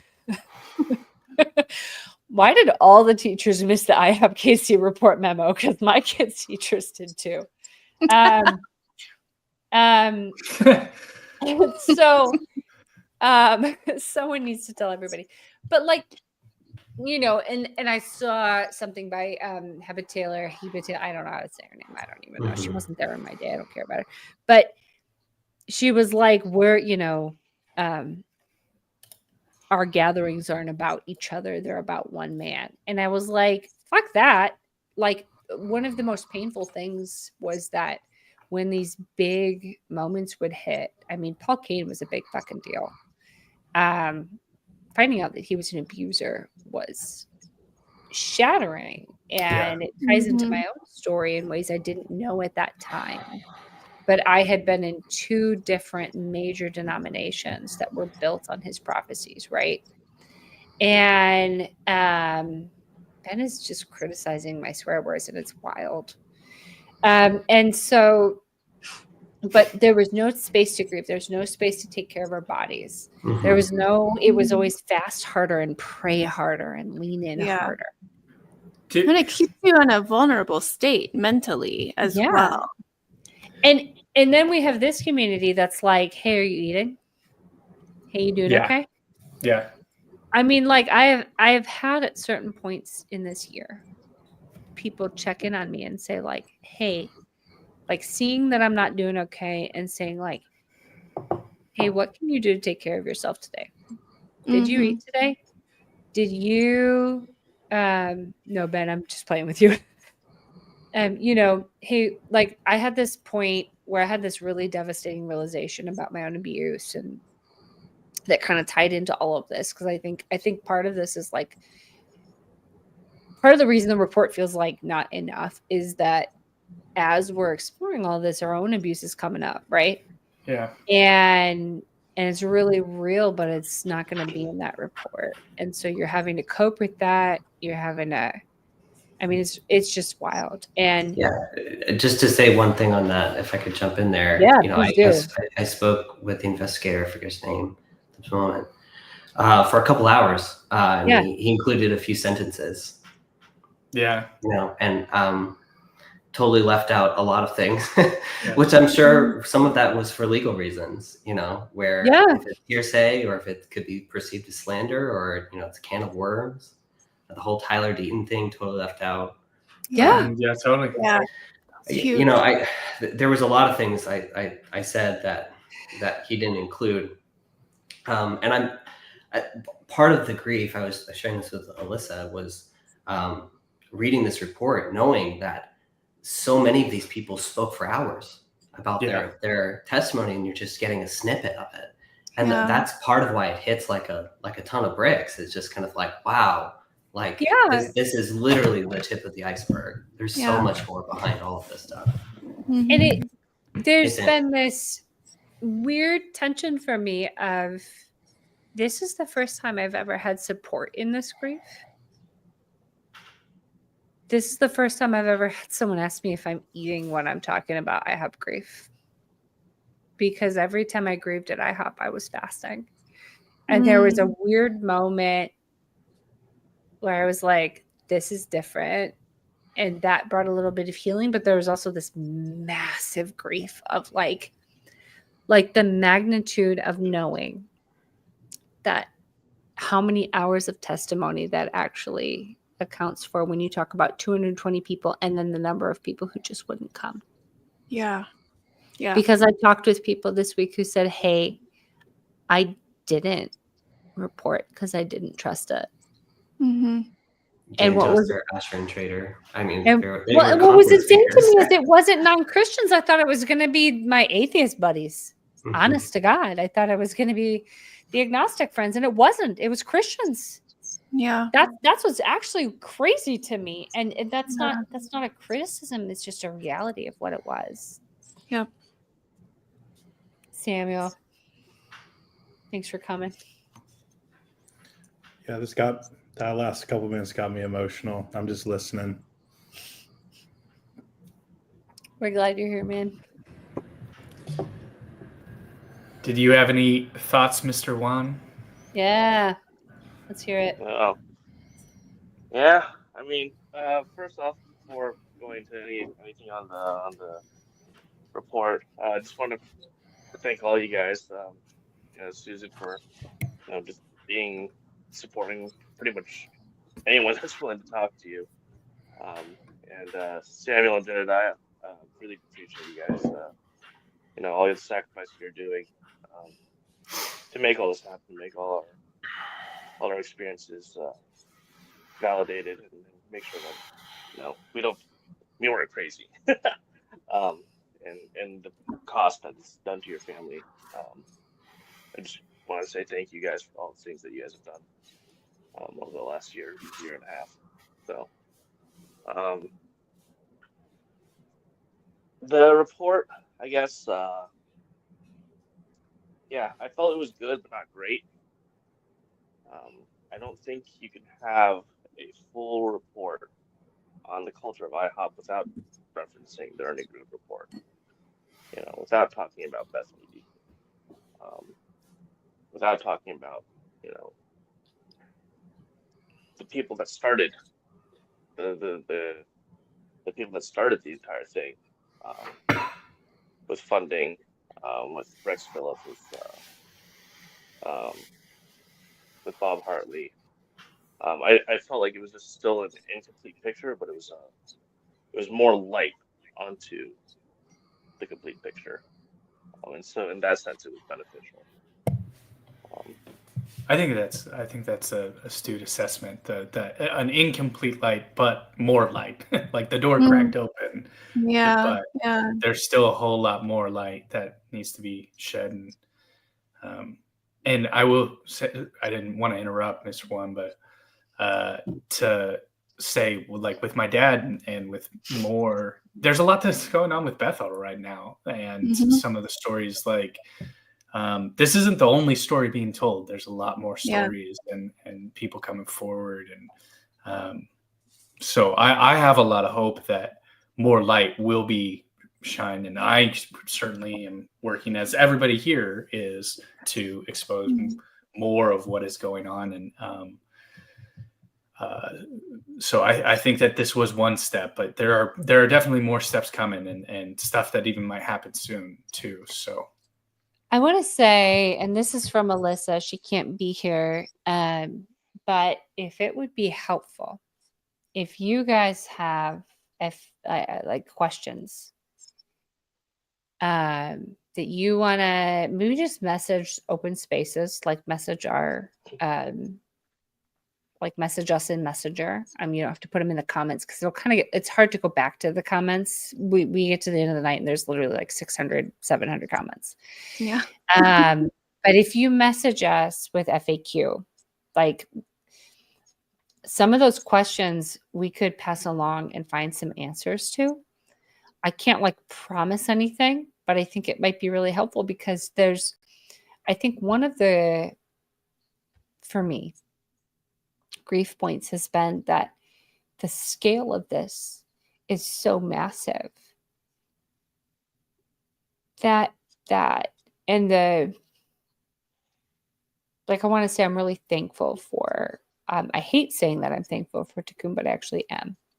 As a person who's not even in church anymore and who doesn't really hold faith, even though I wish I did, I kind of am grateful to Tikkun for choosing to do this. Like I'm on their website, right? And I went going like, I'm gonna be fucking pissed, like fuck them. That's the it's the kind of person I am. It is what it is. But I went, and this is their website. It's download here. It's the top banner, and the first link is download. Wow. And like that actually hit me a little bit today when I went to it, because that isn't what I've seen in other denominations. I haven't seen like, hey, download this report. Like usually it's couched in a shit ton of language and a shit ton of PR. And it's not. It's just like, hey, here's the report, download it. And it's their banner on their front page. It's not hidden. Right. And that I have a lot of criticisms. But most of them could have been solved by time and money. Yeah, absolutely. And we didn't have time and money because Mike wants to come back in fucking March, and that's next month. And so, yeah, here's a great. Go ahead, try to find the Sean Bolt's Bethel statement. Go to Bethel's website. You can find it right now. Go find it. Go for it. That is such a good point. That oh my goodness. Yeah. And I don't want to shit on anybody's frustration. Like I don't want to sit here and be like, oh yeah, silver lining it. But there's also reality. Like reality is this costs money. I know some of the people who donated to it. And they donated to it because there were survivors who believed in it, not because of organizations who believed in it. And I want to state, I want to be really clear. There are people who donated to it because they believed in it, because non-believing survivors did believe in it. And that doesn't mean everyone had to believe in it. I think there were really valid, fair criticisms, and I think they were important. Because if you don't have those, it doesn't actually get better. Like if you don't have feedback, there isn't pushback. You know, like you just got yes men, and Tikkun needed a reality check on a bunch of different levels. But I was really surprised by how often they were like I messaged, I don't know if I can say this. Sorry, Ron. But I messaged Ron and I was like, Ron, like legally, why can't you release a statement? Like, is there anything in your contract that says you legally can't? And he did go back into the contract. It's like, I mean, this is just like on fucking Twitter. And I was like, it would mean a lot, man. Like, legally, can you not? And he was like, actually, I don't know. Let me look. Maybe I can. And then he looked back and saw he could, and he released the contract. And like, I'm literally just a random woman. Right, pushing him. On Twitter, just being like, hey, Ron. Susan, you might have been a random woman a year and a half ago, but you are no longer a random woman. You are the nameless, faceless prophet. You are the now. You are the social justice warrior. Well, apparently, I guess. I mean, but I had really good backup. I had Alyssa in my corner being like, Ron, for real though. Like, but like, I think that matters. I think it was imperfect. I'm not going to pretend that Tikkun did perfectly. I won't. I mean, I wanted to punch Dan Jester in the face, and I made him an action figure that I didn't release out of respect for Tikkun. But he was. Oh, damn it! Alyssa's actually here. She's random in other ways. All right, you know what? This is actually banned from open spaces now. This is, I think, probably got to put my foot down. I mean, I don't know where I was going, so I've lost it. So someone else just take it. I probably harsh. I mean, damn it. I probably have to drop off in a second, but I just wanted to share something because my wife and I read the report, and of course she wasn't there, but she read the report with me last night, and texted me this during the day, and I just wanted to share this with y'all as well, because this is how I feel about you guys as well. She said, "I'm so glad you have a support group." This group, which I've said already, but she said, "I'm so proud of you for getting out of that place and how far you've come, and how much you fight for women and LGBTQ people. You've had to be really strong and fight and advocate for yourself to get away from some bad people, really bad people. And no one knew that at the time, but you trusted your gut, and that's the part that matters." And like the reason I share that as well is, that's my outsider perspective of someone who really cares about me, who is someone that I initiated, which was fun to all of this. And it's a fresh pair of eyes, and I feel that pride about all of you, here, we're in many ways support systems for each other. But Samuel, thank you. I mean, it's a lot of people, but I just want to say thank you to you, Samuel. I really thank you, Susan. I can't go name by name, but just I've seen you guys over the past year and a half, and the sacrifices you've been making, not just monetarily to make this report happen. And it meant so much, honestly, to have some semblance of an independent investigation into what's going on. And as much as it wasn't a surprise, it is validating to have someone, I spoke with an investigator. I was discouraged at first because I was one of the first to speak with him, and he didn't know right from left. He didn't really know who all the main actors were. And I was explaining to him who everyone was. And then realizing that I was initiating him to some of these things. And I was like, okay, wait. Let me try to be more objective and like try to put some of these pieces in order, because I knew, a lot of other people would speak with him. And I just feel like this is the labor of love in a lot of ways. And I'm really proud of all of you. And I'm happy to have found a group along with all of y'all. Oh, I just thank you, Micah. Of course, Micah. I don't know if you saw this comment, but I want to make sure you see it. Where just, I think that people don't. I think I don't want to influence people, right? Because I want people to feel what they feel. But I also want to say that there were a lot of people working really hard behind the scenes to make sure the investigation was safe, to make sure the investigation was transparent as possible. And I want to say, this was a scrappy investigation. This was a Missouri strip mall investigation. This was, I was saying to somebody, I was like, did we just get the Panera marked out bagels in front of Higher Grounds investigation? But that was the organization. That makes sense. It was a Missouri strip mall organization. That's what we were part of. Yeah. That's actually what it fucking was. Yeah. And I hate it. The trailers, the old trailers. Jesus, the carpet, the fucking carpet. And like it's a strip mall in Missouri. I don't know how it had that much influence. And what I want for this is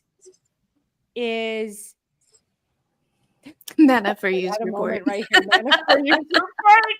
Oh my god. But like, I'm kind of like, there's this moment, right, where, okay, we've got the Nana for You's report. All right. But we were fucking scrappy in that goddamn trail. I was never in the trailer, but everybody else was scrappy in the goddamn trailer. And it influenced the world. And we're still those fucking people. Like, we're the people who did that shit. We Like need a hip hop album called Scrappy in the Goddamn Trailer. Out of my hop into hip hop. And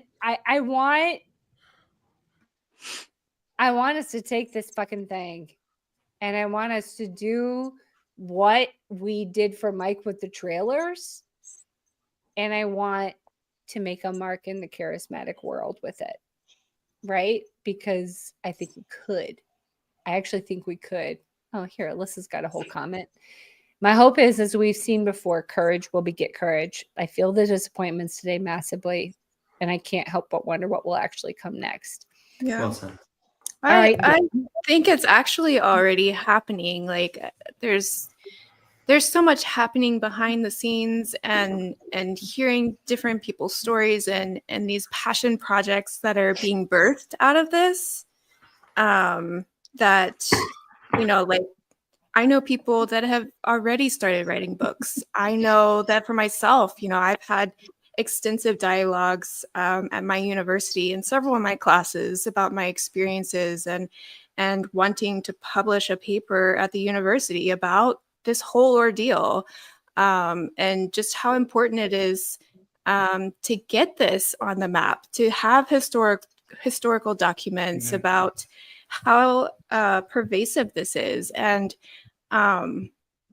because it gets stifled within the religious communities and within the churches. We put all this biblical language on it, and bless the survivors, and and we're going to pray for the perpetrators and cleanse them of their sins and move on and continue on with the mission, and that really takes away from, holy shit, we've got a wolf in our pasture right now. Not just one, but multiple. Yeah. And they're literally devouring all the sheep.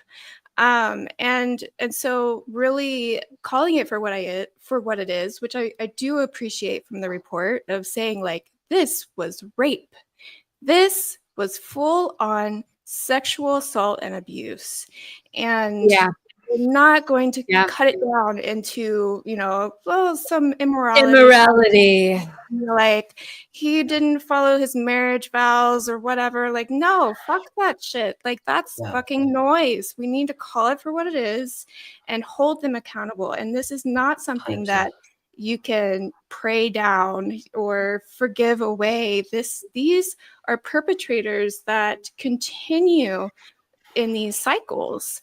It does not go away, and it's something that we really need to address, particularly within the church, the evangelical world. It is happening everywhere, and I'm hearing more and more of these stories that are coming up, and leadership is getting more and more aggressive of tamping it down. And we can't let that happen. Like, even with these investigations, we have to teach these investigators how to do better, and speak strongly on, this is great. This is a great starting point, but we can do better. Yes. We can do better by the survivors.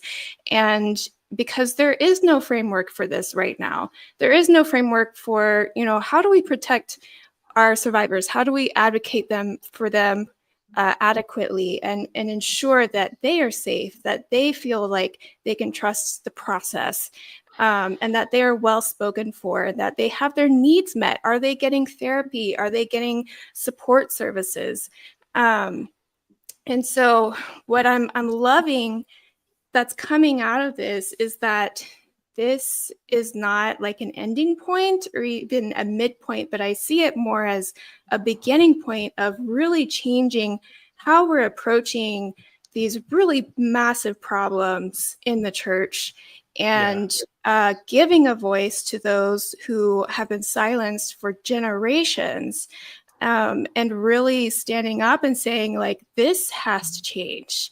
And we can't do what we've been doing with these previous organizations who have attempted to, it's always been this point of they approach it with reconciliation as a focus point.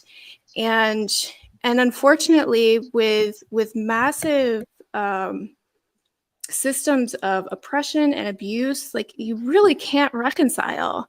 It's not an option anymore. And so we really need to readjust that focus, and it's happening. It's happening with the work that we've done, with the different groups that we've held. It's happening on our different social platforms.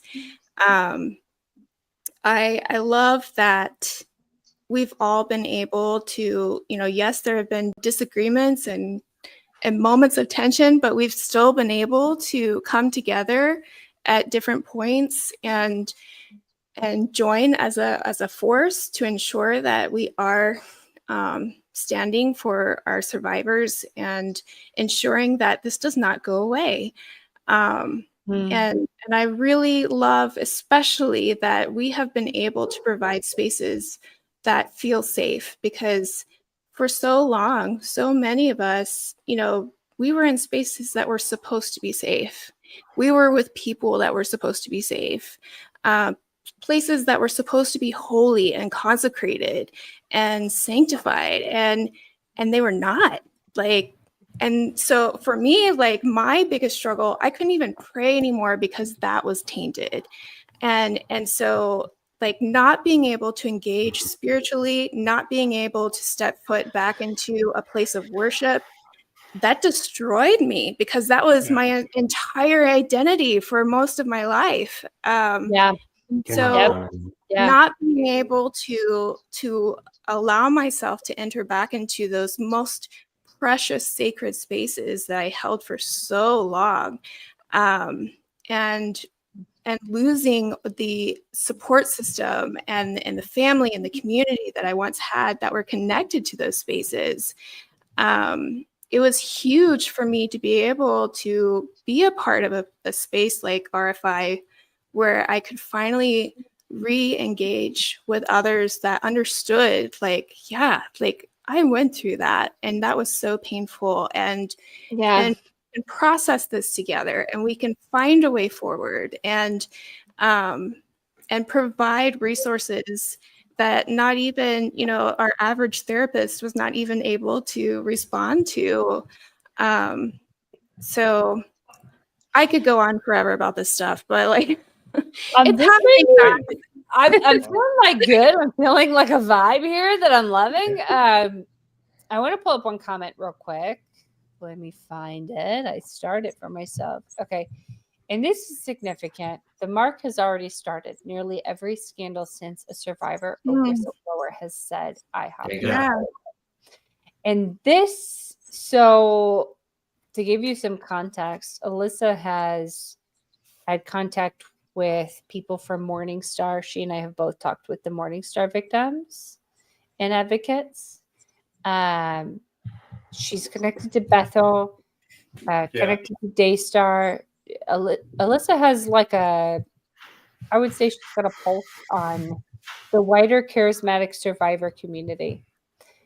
And I hate this so much, but we've been a bit of a forerunner.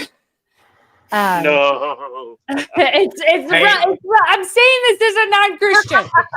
All right, I'm saying it, but it is what it is. I can't take end time forerunner, but I can take forerunner. Changing the expression of Christianity, maybe. We're gonna reclaim it a little bit. I gotta be honest. But I want you guys to know. I think this is important to know, because a lot of you helped work on this petition. Yeah. Wow, I'm getting shut down by Joanna May, and that's when I know it's bad. No. I I'm in and out with the forerunner language. I'm gonna pull this. Yeah, you got to do trigger warning. We're all proud of Elizabeth fucking DeGraff. We can talk rape and sexual assault, but when you use, but you come in with that forerunner language, and you gotta you gotta give people. Oh yeah, I saw a picture of the prayer room, and I was like, trigger warning, please. Oh my god. But like, I will say, like, okay, so the Morningstar folks, they read our petition. They said they, quote, this is a direct quote, they studied our petition Wow. before writing theirs. Wow. They started Facebook groups because they understood that we had them and that was a place that survivors need to process. The Bethel folks, they already had a graduates group, but they started a second one, and they started podcasts based on inspiration from open spaces. And it's not a brag on open spaces, that's a brag on all of us. I also one of I've just been recently talking with some of the people at Bethel too, and some of the things that are coming out, like with Sean Bowles and different things, and it was my drink right now. Hold on, Alyssa is building a cardboard church for school right now. Can you please make one IHOP for us, Alyssa? Like, just burn it. Burn that fucking shit right now. Okay. Anyway, keep going. And I was talking, like, I was in a discussion with someone about when do they release their story and how do they release their story. And I was like, I cannot believe how much just in a year I personally have learned and not just about me, but like with seeing,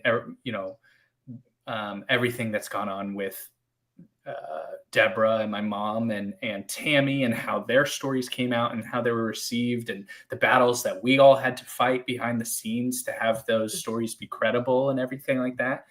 And I was talking with someone and they were like, hey, should we do this? Should we do that? And I was like, in my experience, this is a clear, better option. I'm being vague because some of it's still yet to come out, but it was just interesting to me because I was like, this really is something that like 2 years ago would have felt foreign to me, of how do you expose churches on this level? How are you going to get, because the people who need to hear the message are often the people who are most inundated within the communities.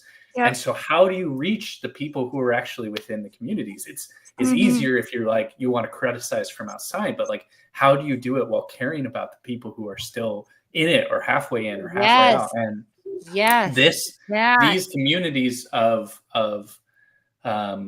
abuse victims and advocates has really, really helped create momentum. And I was talking with someone who had worked with the Catholic Church and exposing this back in like the 70s and 80s and 90s, and how that started from victims. Like it was a victim-led thing that created like a lot of the accountability that has happened over the last 10, 20 years. And it really started to be like, I truly believe that we are seeing a change in something where there has been systemic abuse and fraud and deception and corruption within these non-denominational, charismatic, latter-rain churches that have absolutely towed that line of being as close to a full-on cult, and obviously in the case of IHOP,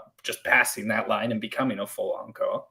And like, there's so many different communities who have done that and abused, and just like eating their own community alive and turning it out. Like it's no coincidence that all of these communities focus on young 16 to 22-year-old children. And like, that is what fuels the prayer movement and the missions movement right now, are young adults, because you chew them up and spit them out, whether through sexual abuse or spiritual abuse, or just taking their money and taking all of their energy and everything like that. Yeah. And so I love what you were saying, Susan. I think that this is a really big step, not just this report, but where we're at as a community of survivors and advocates, seeing something change, seeing something shift in the atmosphere, not just for IHOP, but for all of these communities. And I'd say, oh, please go ahead. Yeah, and I'd say like a lot of cessationist people have been calling out the charismatic people, charismatic grifters for a while. But what's different this time around, I feel like, is we're getting a lot of charismatic leaders calling out the same thing. Like Mike Winger is now going to is apparently doing a bunch of research now and is about to release something on Bethel, Mike Bickle, and all that stuff. We have Remnant Radio doing it as well. And so like the calls are now coming from loud voices inside the charismatic movement. And I think that's a significant difference between what's happened in the past and what's happening now. You know, just to chime in there as well, I'm seeing these comments like from Joanna and Adam. Yeah. The ability to revise and rework prophecies doesn't work the same anymore. Let's dig up Elijah list stuff. Something that stood out to me, we were talking about Paul Cain before, and I'd love to hear your thoughts on this, Jedediah.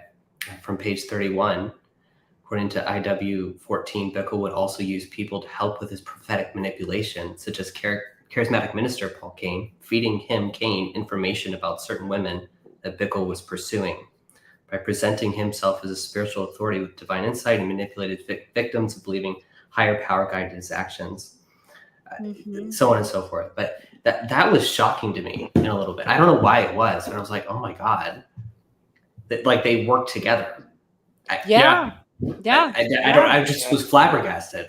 Maybe it's like I was burning the prophetic history on CDs for my friends in high school. I knew that shit by heart. And I'm like, he was doing what with Paul Cain? I think that's one of the things that there's this advantage of us coming together if we really unify. Like there's no pressure to do that, but there is power in us doing that, right?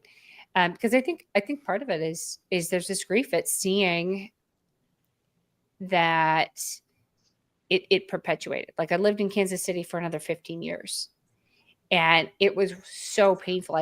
My husband and I called it the parade of bodies. So he actually helped people get out.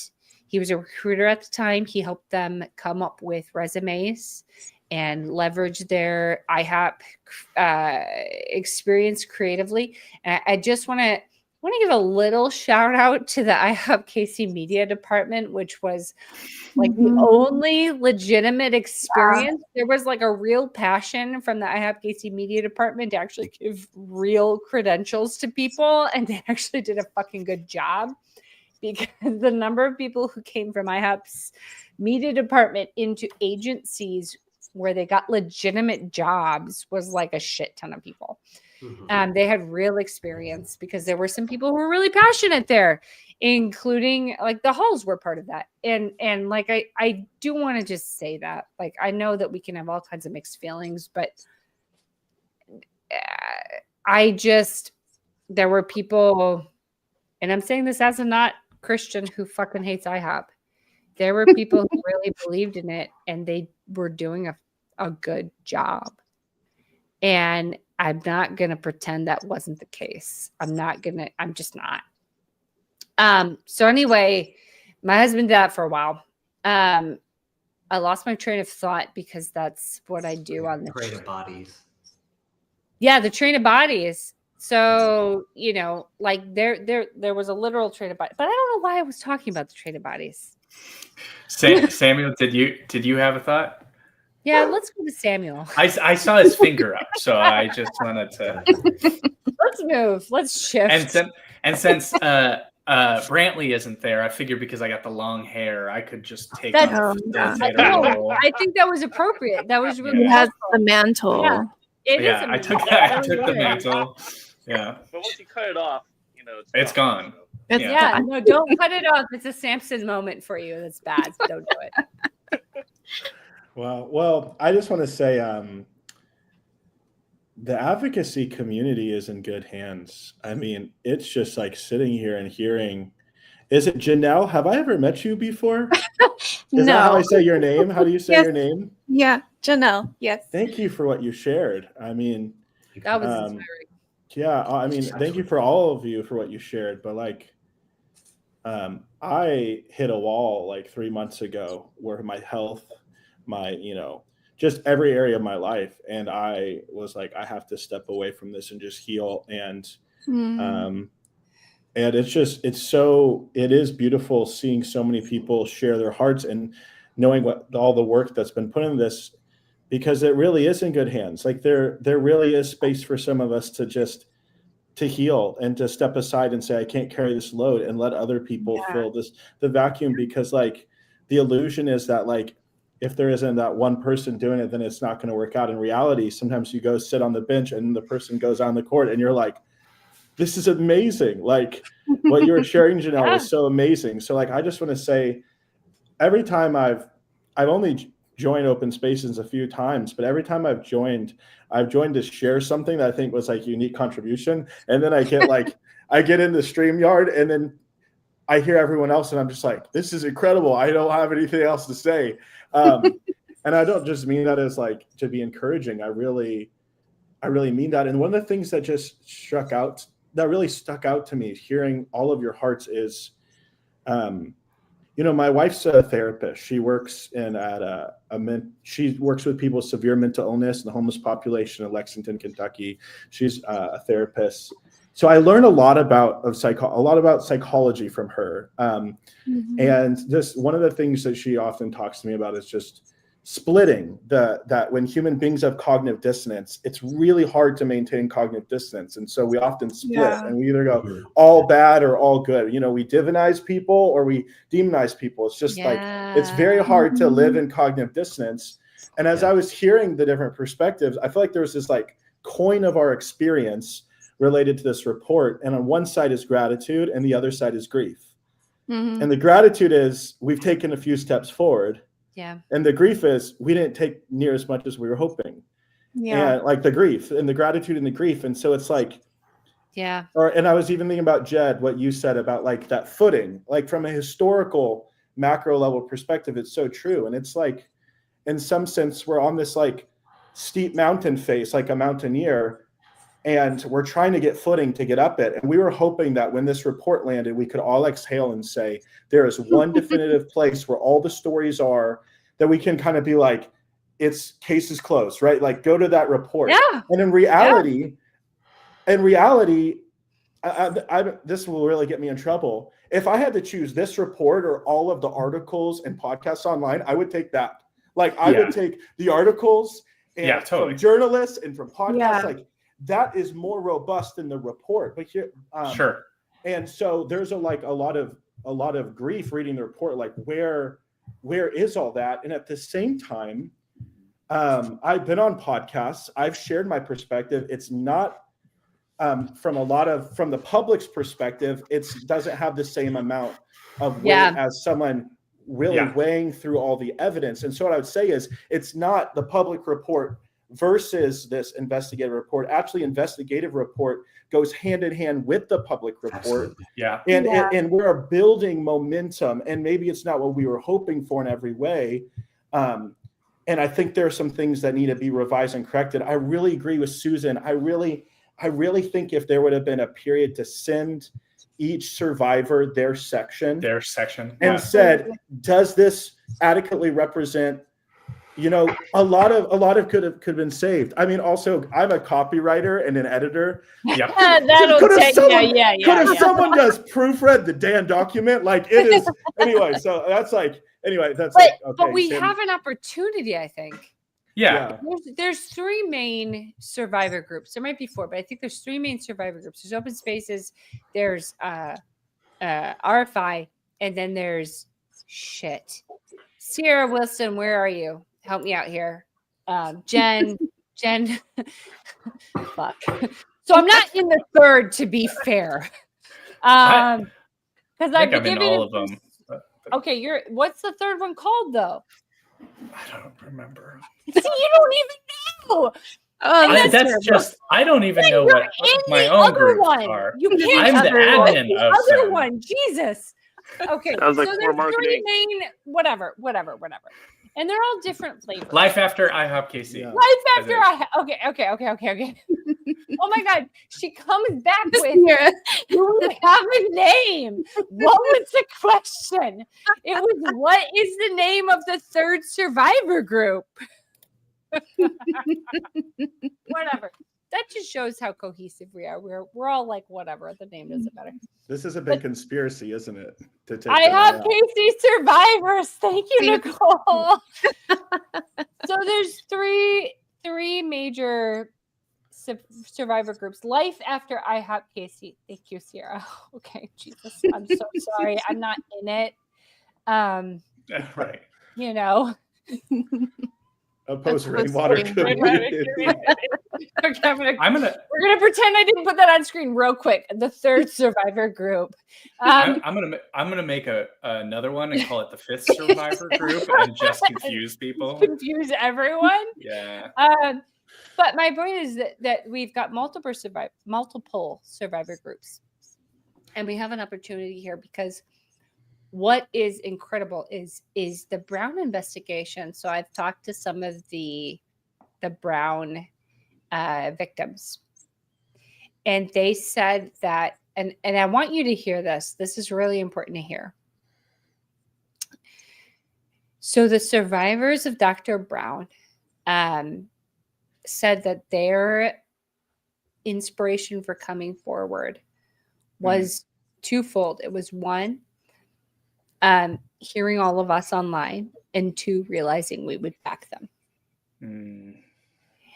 And I think that that's profound, because that means like that doesn't mean you guys are like, you got to be out here, but it does mean that the fact that our presence made a difference.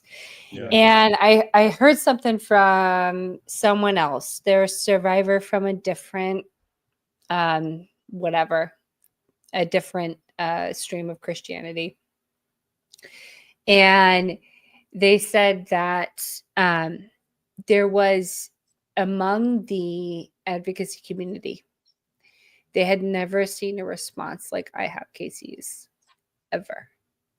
Among the SBC, among the ACNA, among all the different abuse scandals that have hit the internet, really massive abuse scandals. I had a call with someone from the ACNA, and they said that they wept when they saw the response of the IHOP-KC community. They wept because they said, in a congregation of 500, in a community that spanned, all like just the ACNA is massive. They said there were literally two other people who advocated with them. Wow. Two. Yeah. Yeah. And apparently Julie Royce has said this a few times as well. Oops, wrong comment. But true nonetheless. But yeah, Julie Royce has even affirmed it. We've got two people saying that. And Julie has covered a lot of crises. I heard it from journalists from major news networks, news outlets. I have heard it from so many people, and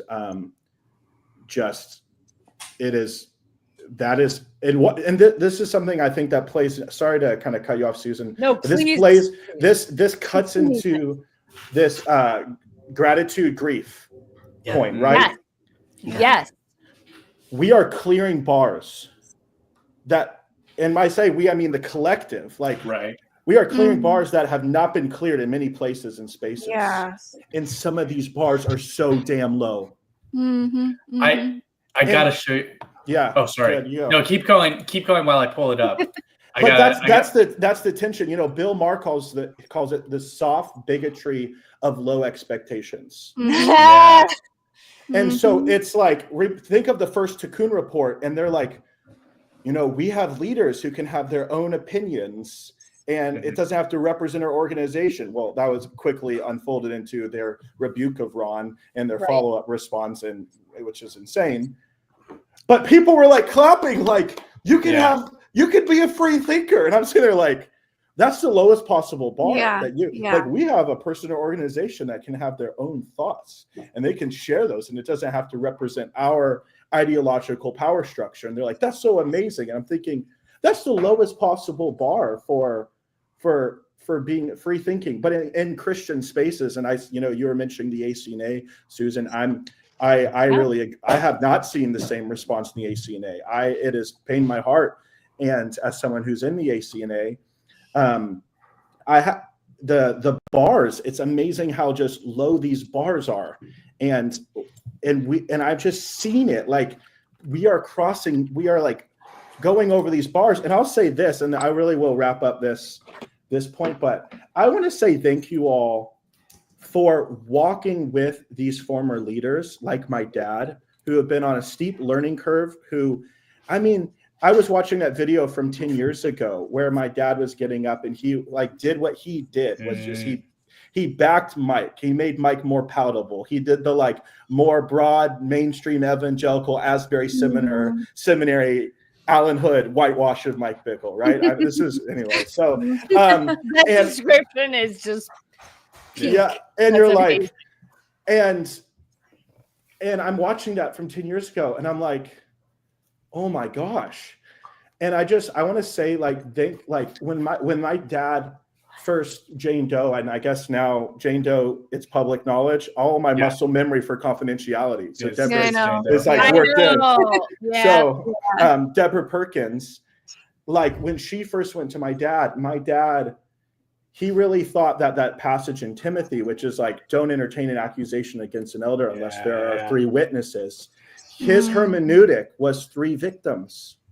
So it was like, we need to gather more. And it's like, if you think about that logically, that means when someone is the first victim of abuse, are we sitting around waiting for 2 more victims of abuse? And so he had to go through this learning curve. I remember Elizabeth Herder confronting Alan and going, I know you've got the seminary degrees and I don't, but you're insane. Like, there's no way this is true, and going like, and my dad, it's like been software update after software update for these leaders. And you like the fact that you guys knew that a lot of these leaders had unique positioning in this world but also they've harmed you through their experience in ministry and teaching. And the fact that you're entering those spaces for this greater good, to have the conversation and to see, like, I want to just say, like, thank you all. Like that there's the splitting and then there's living in this cognitive dissonance because you have a mission to see a greater good. And like, I'm just really blown away with you all. Like being on this podcast tonight or whatever this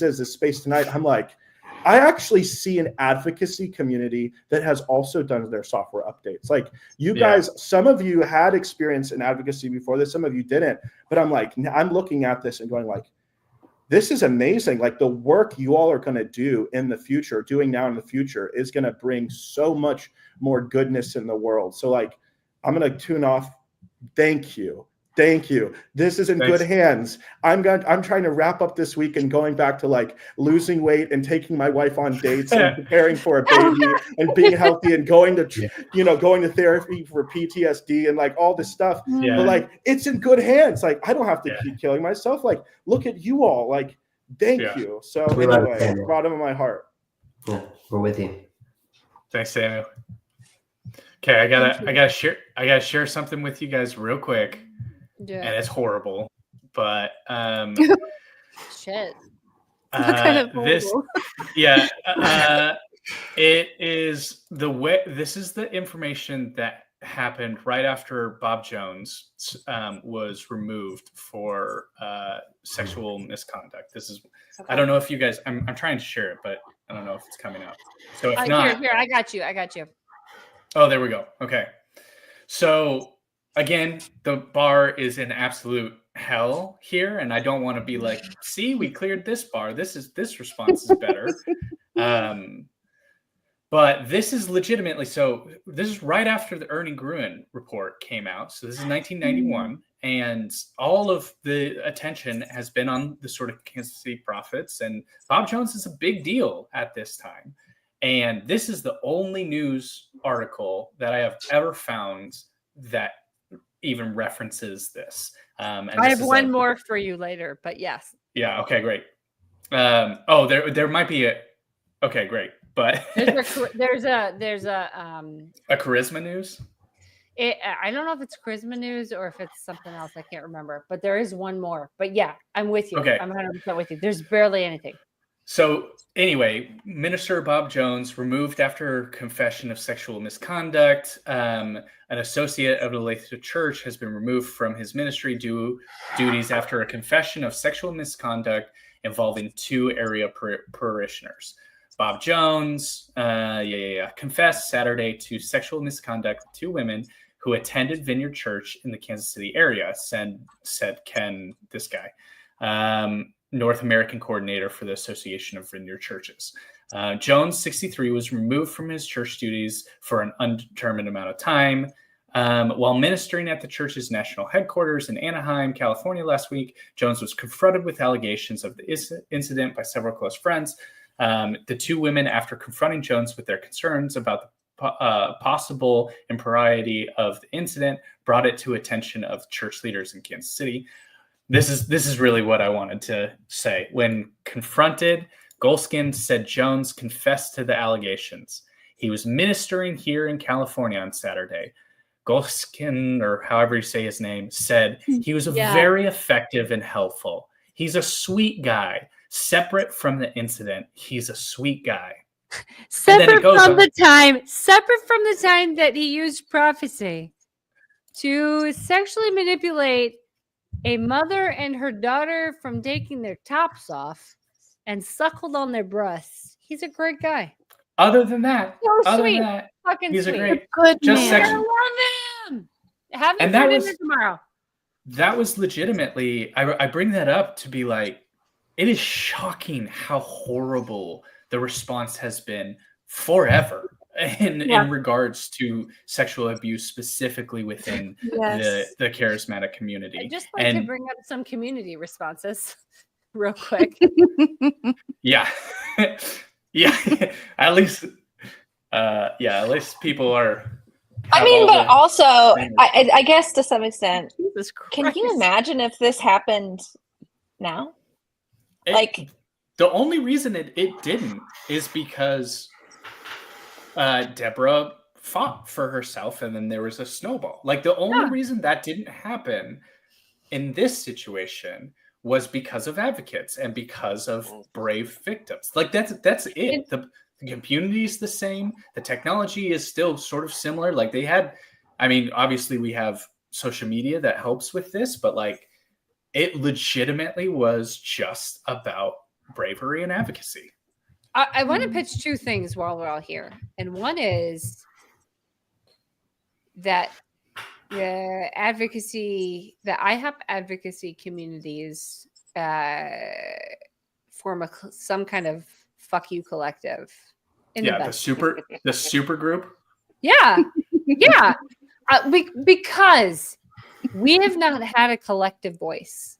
Yeah. And I think part of that was that we needed a moment to find ourselves, to kind of hunker down and form little groups that among people we trusted. And I think that there was a lot to that, right? Yeah. There was a lot. You got to align with the people you got, and it's really valid and it's real, and you got to form a safe little community. But like, what if we, I'm sorry, Paul, that I caused you distress, but yes, that happened. 100%. I'm not going to pull it on screen and trigger everyone, but yes, Paul. But yeah, like I think we could be a force, and I think we could not just be a force for our own communities, but like the Kansas City Prophets was a launching point for so much fucked up shit. And I say that as someone whose granddad wrote the book validating the movement. Like my granddad and Jack Deere really, I don't know, put a lot of they validated it. They were the scholars. They were the dudes who had the degrees. You know, Jack Deere was the guy who had he was a cessationist. And it was a big deal. And my granddad was a psychiatrist, and that was the scientific perspective. And that validated the charismatic community to the rest of the world, to the larger body, and to the people outside of it who are like, how do we feel? How do we feel? My granddad validated it to Jack Deere. My granddad was the dude who got Jack Deere. He's this friend that Jack Deere references. And he was lying. He was fucking lying. And what I want is like, we're the people who can bear witness to that. You destroy Bob Jones, you destroy Paul Kane, and Jeremy Riddle can't pull up that bullshit prophecy and be like, oh my God, the nameless and faceless generation. Because it energizes them. It energizes these dudes to have this like lore. My kids call it the Jesus lore. Mm-hmm. And it's a valid name. Like, it's the Jesus lore. It's the prophet lore. Yeah. And we can bear witness to that in a way that a lot of people can't. And Morningstar has been looking at us. You got John Bastion. You got Morningstar Accountability Now. You have the Sean Bowles victims who are going to be coming forward in the next couple of weeks, and we can back those people and be like, yeah, fuck this shit. Yeah. We know how to do it, and we can support them. We can bring them fucking on here. Yeah. Mm-hmm. Just say one thing, and I gotta head out. I gotta wake up early for work tomorrow. But I just want to put an exclamation point as much as I can on that point, Susan, of our experience with the charismatic world and also with prophetic. One thing I really appreciated about the report was how it highlighted Mike's use of the prophetic to manipulate and onto sexual abuse and so on. But I think prophetic manipulation doesn't even have to result in sexual abuse to be abusive. No. Yeah. And I think it's such a widespread thing right now. You know, the church I grew up in as a kid was connected with Morningstar. And Bob Jones would come and teach us to see angels when I was like 5 and 6 years old, you know, like, and so all I'm saying in that is, you know, thankfully there's not a lot of tape recorders around, because when I first got to IHOP, I was in the prophecy rooms giving out all these prophecies to people. And I had no idea what the hell I was talking about. But I think I saw through all of that experience kind of firsthand, really just how fabricated a lot of it is, but how much people genuinely and sincerely put so much hope and so you know, so much weight sometimes to you know, we joke about the Elijah list. I know boomers, you probably do in your life, that still love and hang on to those prophetic words. Jesus. I mean, like, a number of us were a part of like the Call and Lou Engel's group and all this stuff, how you like fast and pray to these prophetic words, you know. And I just feel like that's a whole can of worms where I think we could really help people, because you know, it's like I went to seminary after IHOP, and of course this was many years both prior to all this, but the first question one of my professors asked me my first semester, he heard I was in front of, like, it was embarrassing, in front of like 30 other pastors. He heard I was from IHOP. He said, "Are you okay?" I'm like, wow. I think so. Maybe let me talk to you in a few years. And I think the challenge of going to therapy is that people are uninitiated to the prophetic. They're uninitiated to the charismatic world. And so you try to talk to people who are even, you know, secular about religious trauma, and they can give you generic advice. But I feel like this group, I really appreciated what you said, Janelle, as well. I was like, amen, you know, preach, you know, like, just second and third and fourth that, you know, I think that this group is getting a lot and getting ready to be able to help a lot of people, not to be some people. I spoke to someone who's not a Christian at all, and they're like, "Yeah, you do give off youth pastor vibes." So I'm sorry for kind of going in preach mode. I'm gonna say as a resident as a token non-Christian, I find you quite palatable, Micah, and I would love to have you on more often. I would love your perspective. I would love your contributions. I have just straight up. I appreciate you all. I really gotta go. Do it. You do it. Go. But you're gonna end up with a DM from me and Brantley. Micah also asked me a question that I never answered, so I'll have to send him a message about that too. Yeah, I think. All right. So I'm gonna be honest. My hope is that we can use this report. It's not great. I'm gonna call it the Missouri strip malls of reports. It's the trash bag of Panera marked out bagels handed out in front of higher grounds of reports, because that's the money we had and that's the time we had. Right. And that's really weirdly appropriate. It's poetic. It is what it is. We're not the SBC. But weirdly, we had a shit ton of impact. I mean, it is insane to me. I will go to non-denominational churches. I tried to join a shit ton of them. And the amount of IHOP that was infused in those spaces was wild, because the passion was real. The heart was real. And it moved people. And I hate it, but it is. It did. That's what it was. It was the little strip mall that could, I guess.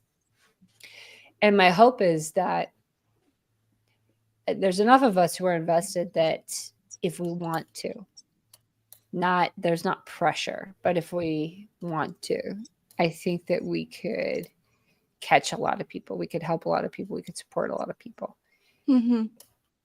And I genuinely hope we kind of can. Like, I hope we can build on this in some kind of way. I don't know what kind of way, but there's a lot of us.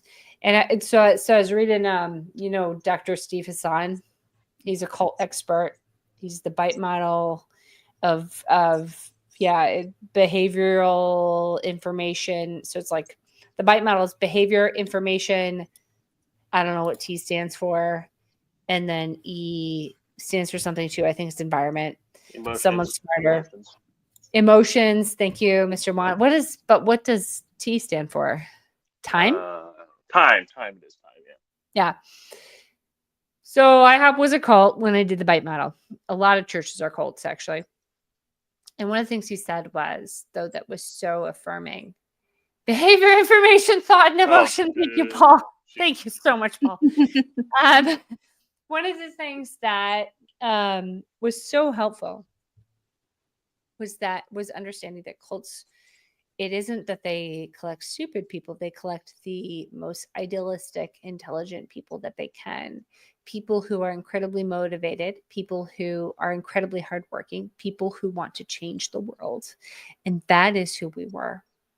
Mm-hmm. And I'm seeing that validated in our advocacy. And I think that there is a bit of redemption in that, where we are influencing these other groups and we are giving them the courage to speak up. We're giving them not a model, but like an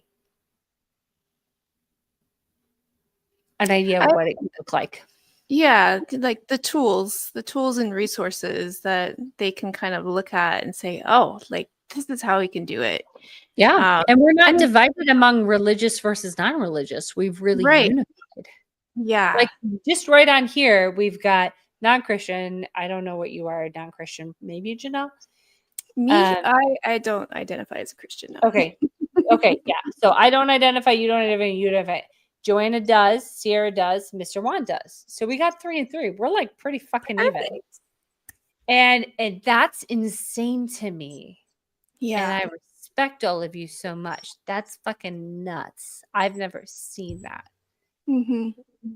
And I think it's weirdly inspiring for someone who's not Sierra. I'm not that I will not have false claims about me publicly. I mean, like, she's not like that, or she's like kind of, sort of, maybe. Listen, like, Jesus is great, and I go to church and stuff, and I lead worship. But I also lean super Democrat, and people hate me. And I get called Jezebel once a day.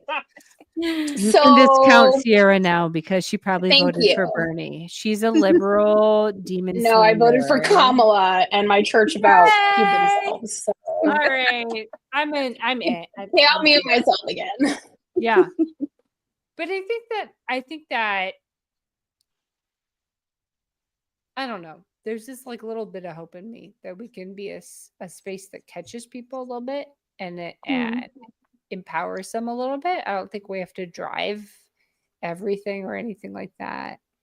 But I think that weirdly we were trained to be these forerunners. We were trained to be like all the shit that we were trained to be.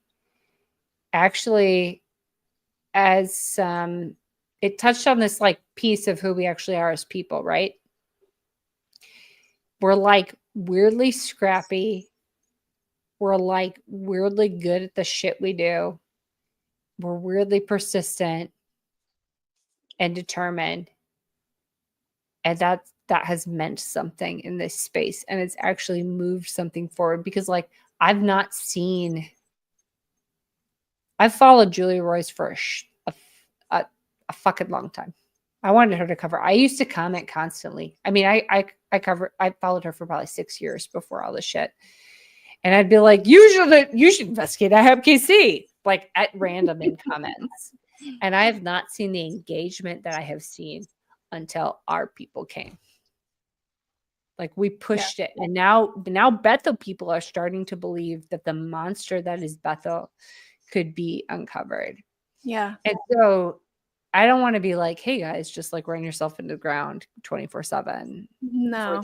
Which like the fire on the altar can't go out. You know, like that's not where I'm going with this. You know, like, I'm not there.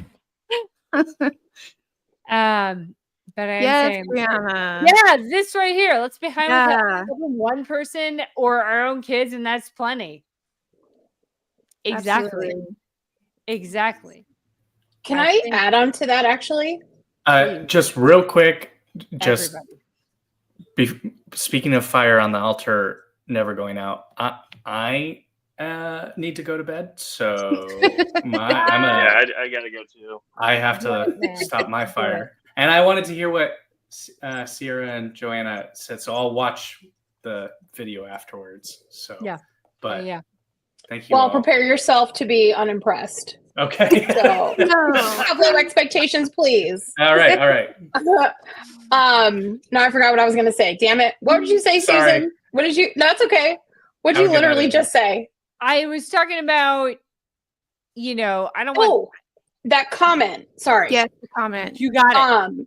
Listen, here's the thing. So like some of us, probably most of us here, grew up in like supercharged Christian environments.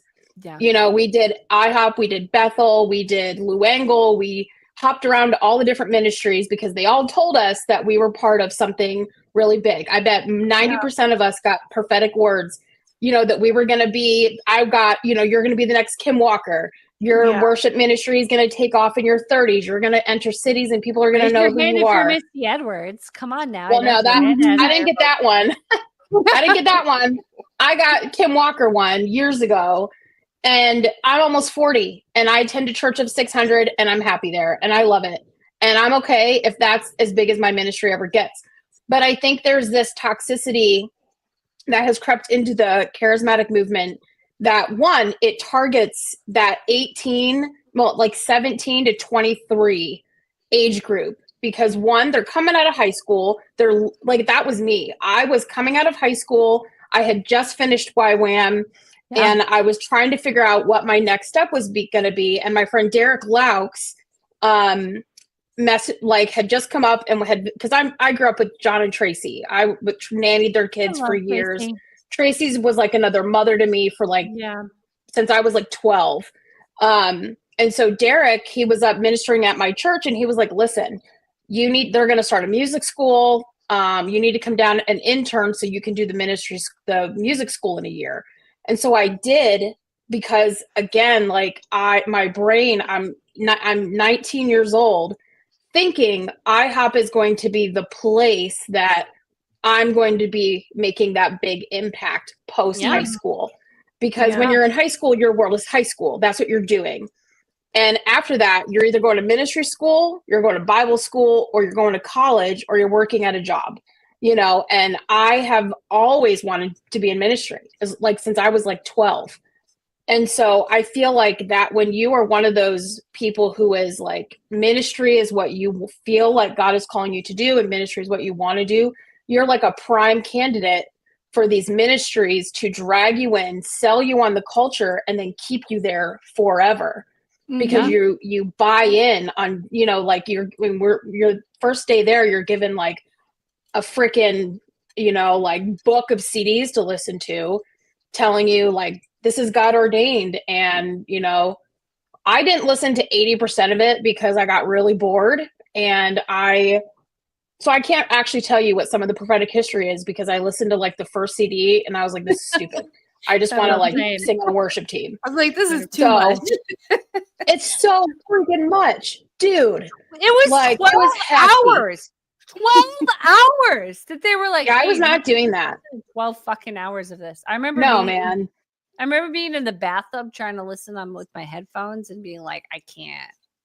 No. So much. No, I just didn't do it. There was like a couple girls in my apartment. I was in Fire in the Night in 2005. There was a handful of us where like, it was too much for us. Yeah. And so we just kind of lied about, you know, we did it and whatever. I feel like encouraged lying. Yeah, really though. Like I don't know. I think, and then I remember, I don't know if they did this later on. This may have just been like the earlier days of internships. So like in the first 2 weeks, you come in and all I remember was like indoctrination. I didn't have that language when I was, 19 years old. Yeah. But here I am looking, when all this came out and I was finally able to put language to things, indoctrination was the word. So I don't know if like they still did this for a long period of time, but like in your first 2 weeks, so like you did the prophetic history and like my very first night at IHOP, we had to be in the global, whatever the freaking church was. We had to be there that night because it was our first internship night. Yeah, the GBR. Yep. Thank you.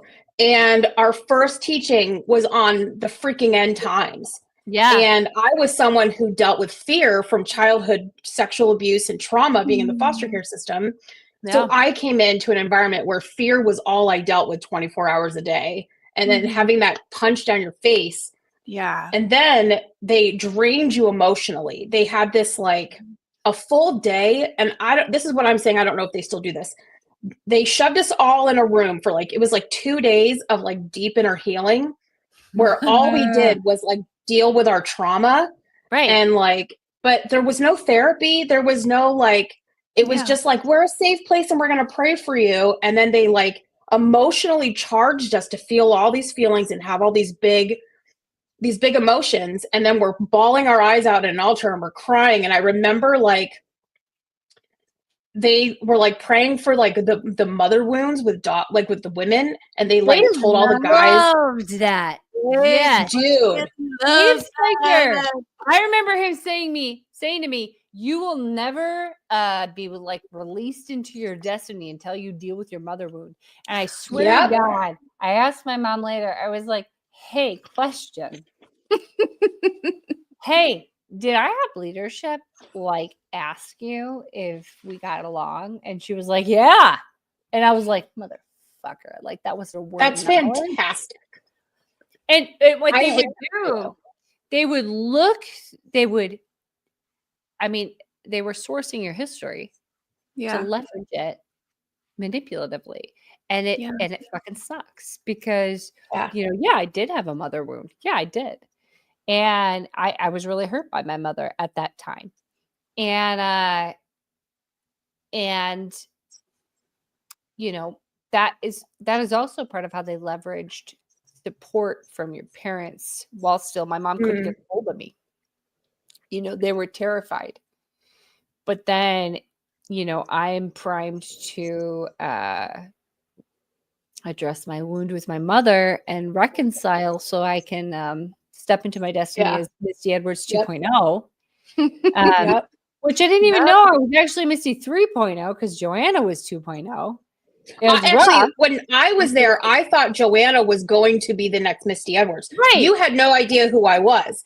No. I thought Joanna was like on days, I thought Joanna was like God's gift to IHOP because Well, you and were then you had everywhere when I was Amber. there. You had Amber Mency. I think she's Matthews now. She was Misty Edwards 4.0. And so yeah, I'm sure that there were. I'm sure that I was years like were missing, and I'm waiting for there's those gap Misty's years. to come. And there was Grace. like, there was Grace stashes. too. Yeah. I mean, there Adam were Hanley's probably got the whole list. There were a shit ton of us, and frankly, I think we need to have like some kind of fashion show with sashes where we come forward and we're announced by year. Like I feel robbed. I approve. Sashes are fun. Yeah, I love a silk sash that says Misty 2.0 is my entire identity. And so just like Jesus though. Like, and I remember pushing back against Dave Slaker, and I was like, I don't know that God tells you that you're someone else. And he was like, Susan, I think most people would really be grateful for this word. And I was like, well, Dave, I think it's kind of offensive. I think frankly, it's kind of weird. Why is God, but like that was really what they did in general was it didn't matter if it was Misty. Kim Walker is the same thing. Mm-hmm. Where they would put an identity on you that was something that you wanted. Like, of course you wanted to be Little Miss Shit.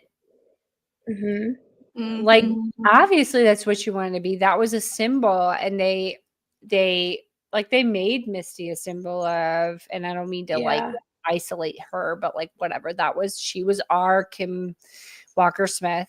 Like they made these people a symbol of purity of devotion. And I think that we wanted to be that. I don't even think that was a bad thing to want to be. I think I want to do things. I think for me, I look through all this and see so many, hopefully we'll take learnings and that people will learn from this to say, so in the next time in a small church for those people who are continuing in their faith journey, Jesus didn't manipulate people.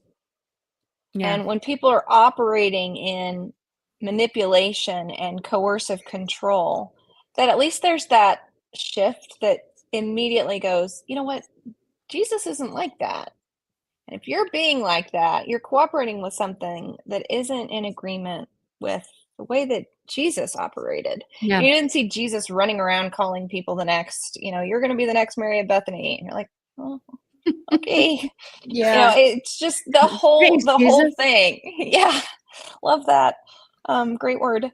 The whole thing, my hope is that at least if there's anything to come out of this, it's those type of learnings that I feel like I've had the conversation about, like that we all get taught how to fish. You know what I mean? And I felt like to some extent, like I do feel like I had the ability to hear from the Lord in the way that I understood it for myself, so that when people came around and were like, hey, the Lord is telling you that you need to do that. And I'm like, the Lord is definitely not. Yeah. He's not. And if the Lord wants to tell me to do that thing that you're asking me to do because it serves your interests and helps your schedule and staffs your staffing need, then the Lord can speak to me about it and I will listen and I'll get back to you.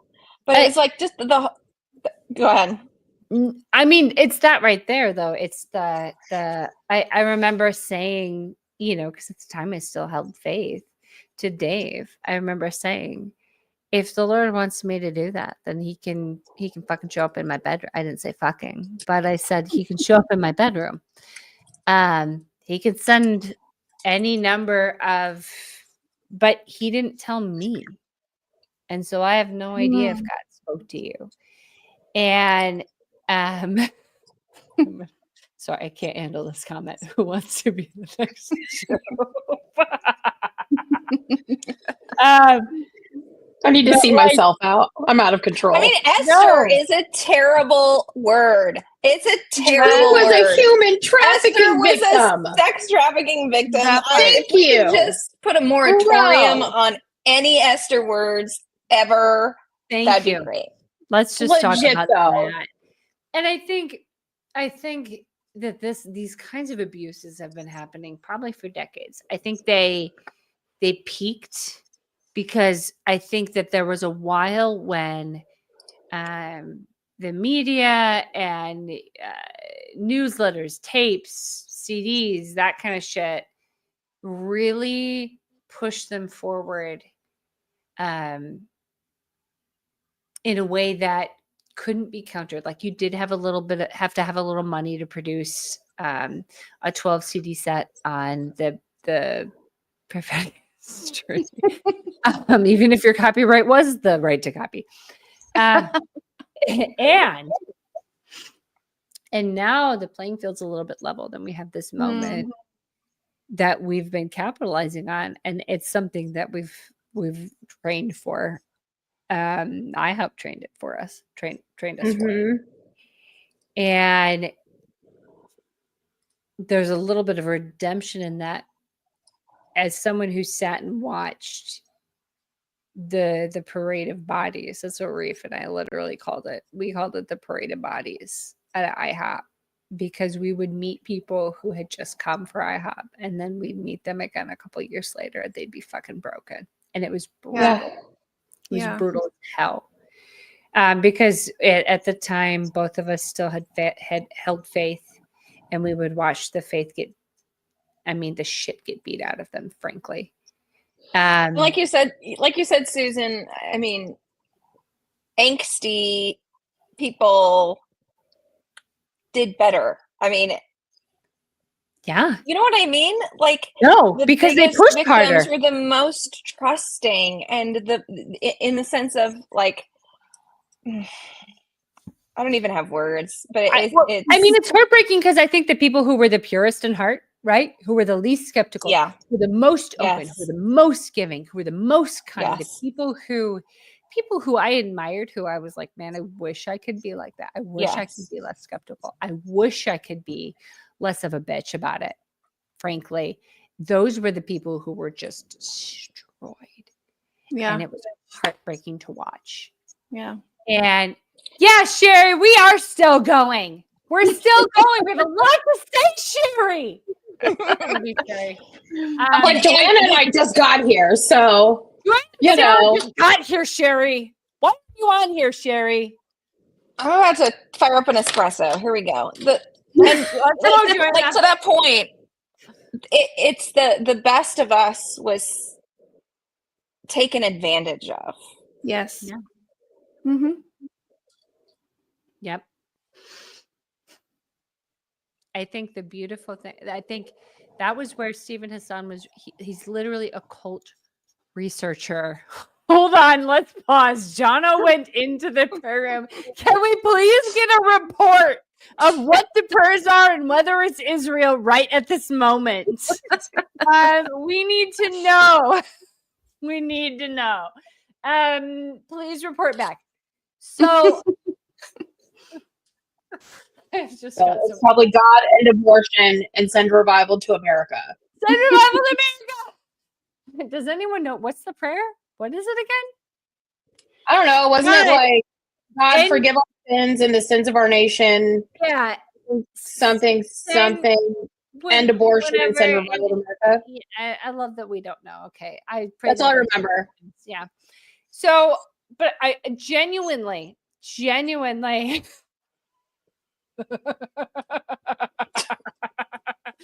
why can't they just pray? I don't know. Maybe it's the sexual abuse they perpetuated.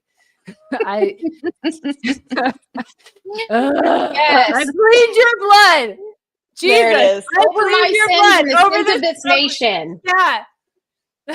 God, send revival, whatever the hell. I don't know. Come on. Trigger warning, people. Trigger warning. Jessica Clark. God, end abortion, send revival to America. There it is. But no, I do think that there was a huge amount of validation for me in reading Steve Hassan's Substack. Yeah. Where he talks about they target the best, they target the brightest, they target intelligent, dedicated people. And I think for a long time I carried the shame of I'm a chump I am an idealist. I'm an idiot. I hope for something that's stupid, and I'm a moron for wanting a better world. And that isn't true about any of us. Mm-hmm. The truth is, also, IHOP doesn't plan on releasing any statements in regard to the report, so fuck them.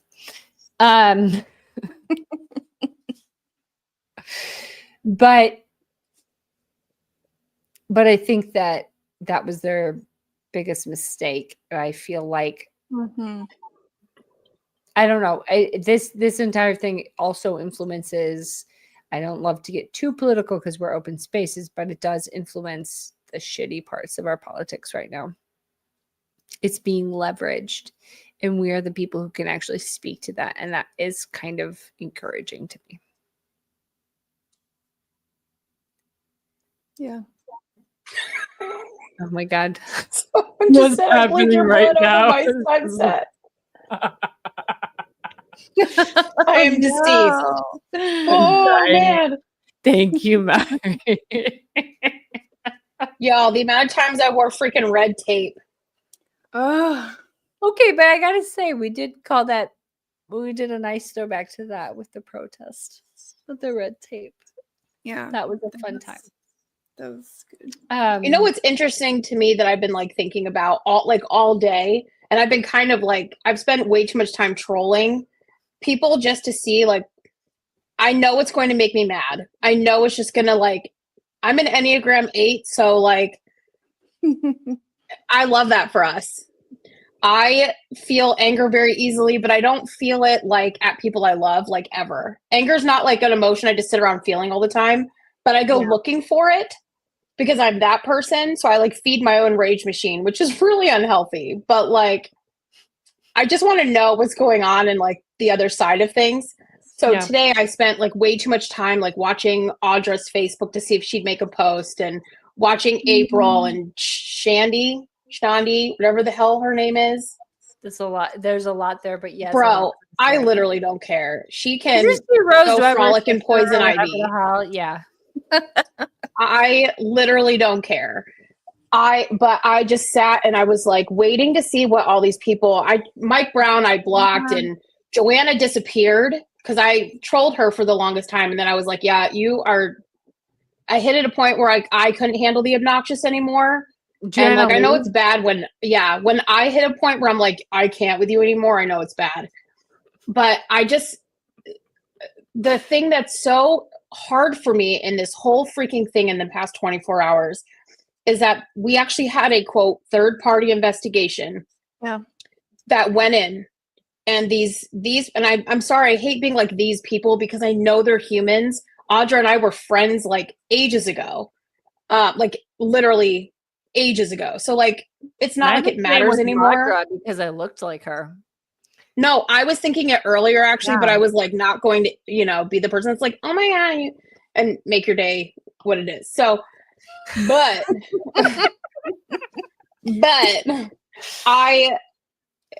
I'm still floored by the, some saying I'm not even going to read the report because no matter what, I don't care.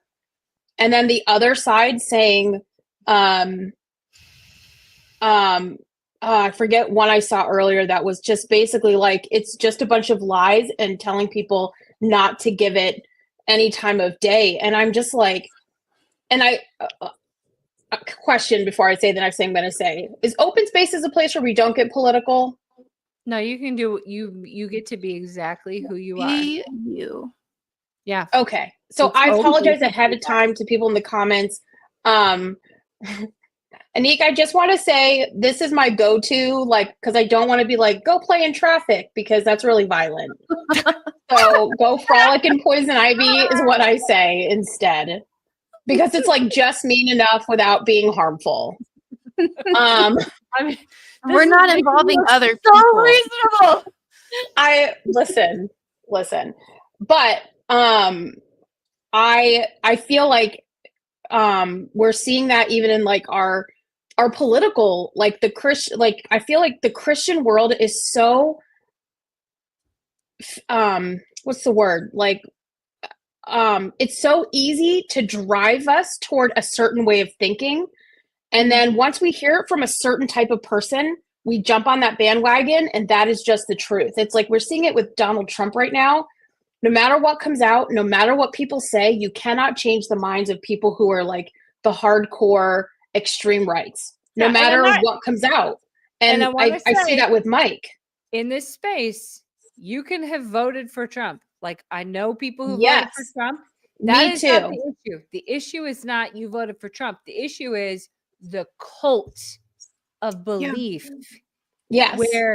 Where if you hear a certain perspective, Malachi tried to do this, and Andrew Bullard called him on it, and it was fucking beautiful. Where Malachi tried to be like, oh, it's left versus right. It's the woke shitheads versus the people who voted for Trump. And Andrew was like, I voted for Trump. Absolutely fucking not. He didn't say fuck because he doesn't say fuck. But the sentiment was there, and I think he would back me. And that is the point. Like, the point is that there is a cult of belief that will not look. And that is true of Trump. That is true of Mike. That is true of Sean Foyt. That is true of that is true of Bill Johnson. There is a cult of support where they cannot hear a single word. If you voice a word of opposition, you are the woke mob. It doesn't matter if you are the most conservative Christian on the planet. Andrew Bullard is he is a conservative dude. He is pro-Trump. He just left. I'm just like randomly just sharing his mail, but he did. Andrew Bullard, you should look him up. His address is actually specifically. But he just left staff at Gate City, which is Atlanta House of Prayer. That's Billy Humphrey. Yeah. Right? He's not the woke mob, dude. And he's being labeled that because he's calling out Mike Bickle. Yeah. And that is cult thinking. That is a well, and it's become like that's the word we use now when we disagree with someone. They're just woke. Yeah. And I like, as a brown person, like that pisses me off to start. Yeah. But like on just a general level, like, so anybody here who is like pro-Trump, like that's fine. I don't hate people who voted for Trump. We just disagree politically, and that's totally fine with me. I was just using like the like cult following he has of people that like no matter what comes out, it's that Christian conservative mindset. Yeah. And we just see that. And it was interesting when everything happened when everything came out about Mike a year and a half ago, that was what my brain did immediately was, why as Christians is it so hard for us to believe awful things about our leaders? Well, and you see during Daystar, one of Lance Wallnau's defenses. I don't know if you guys are aware of what's happening with Daystar, but they basically covered up and not investigated the sexual abuse. And there is significant concerning evidence. Well, Lance Wallnau gets out there and he's like, Joni supported Trump, and it's like, oh, okay, what the fuck does that have to do with investigating child sexual abuse? Like, there's this, it's like, don't bring that into this. What the hell, man? Like, we should turn a blind eye to child sexual abuse because she supported that. I mean, that part was wild to me. Like, I could not believe he said that out loud. So it's happening. I can. Well, yeah, I can. Listen, I used to work for a major Christian publisher, and I started the work on when we got the proposal for Lance Wallnau's Chaos Candidate book. I was literally on my way out, and I was so thankful because that was one of those books that I was like, there's no way I'm working on this. Like, I've worked on like Bill's books and Chris's books, and Lance came in, and I was like, absolutely not. Absolutely not. And I was so grateful I did not have to work on that book because legit though, I think Lance is one of the biggest problematic people in Christian culture today. I think he is one of the, like, if I had to pick a top 5 I think Lance is in the top 5. And nope. Yeah. Nope. And we shouldn't be politicizing sexual abuse. Like, this is a great No. point. Why are we politicizing sexual abuse? Sexual abuse is wrong. And if you can't say sexual abuse is wrong, you are a problem. Like, I don't care if it's left or right. You got to hold every single person to account. And and the church right now, unfortunately, is undermining. I mean, that's why Julie Royce is so pissed. Just so you guys know, she's like conservative as hell. She doesn't believe, like, we don't agree even a little bit politically. She lives 2 towns over from me in Barrington. Yeah, I hate Barrington, first of all. Julie, just if you're randomly listening to this, because I know you follow my action figures secretly through your husband's account, because he likes them all the time. But like, you know, like, she's conservative and we don't agree on any of that at all, like even a little. Yeah. And this is undermining there are valid criticisms of our government through conservatism. And I'm saying that as a Bernie Sanders girl. All right. There are super valid criticisms. And I can't pretend there aren't, even But as the overlap is what we're talking about. Yeah. That overlap of Christian conservatism, and this blind following that we see in the charismatic church. Because when these stories come out, no, we don't want to believe them.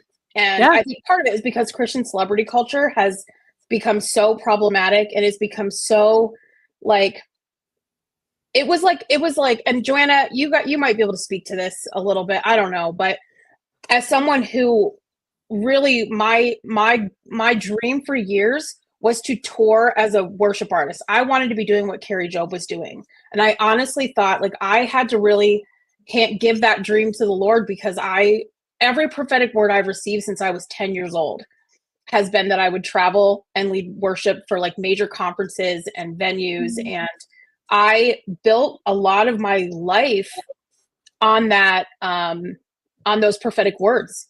And then I'm 38 and I'm still leading worship at my local church, and I love it, but I had to give that to the Lord. But I think part of that was that we have romanticized and we have platformed Christian celebrities as these, like, there are Kardashians, there are Christian Kardashians, and we have made them as idols in the church, and we've made them untouchable. And so, I was at our small group last night talking to, I run a women's small group, and it's amazing. And we were talking about, because the report hit while we were in, and I'm sitting there on my phone, like pouring through it while we're like having conversation about something else. And someone asks what I'm reading, and I'm like, well, I'll tell you if you guys want to know. And we end up talking about everything at IHOP. And a friend of mine says to me, she goes, the one person that will be really hard for me if anything comes out about them is Bill Johnson. Yeah. And I've heard that many times. Yeah. I said that. I had breakfast with Bill back in 2016 when I was working on his God is Good book.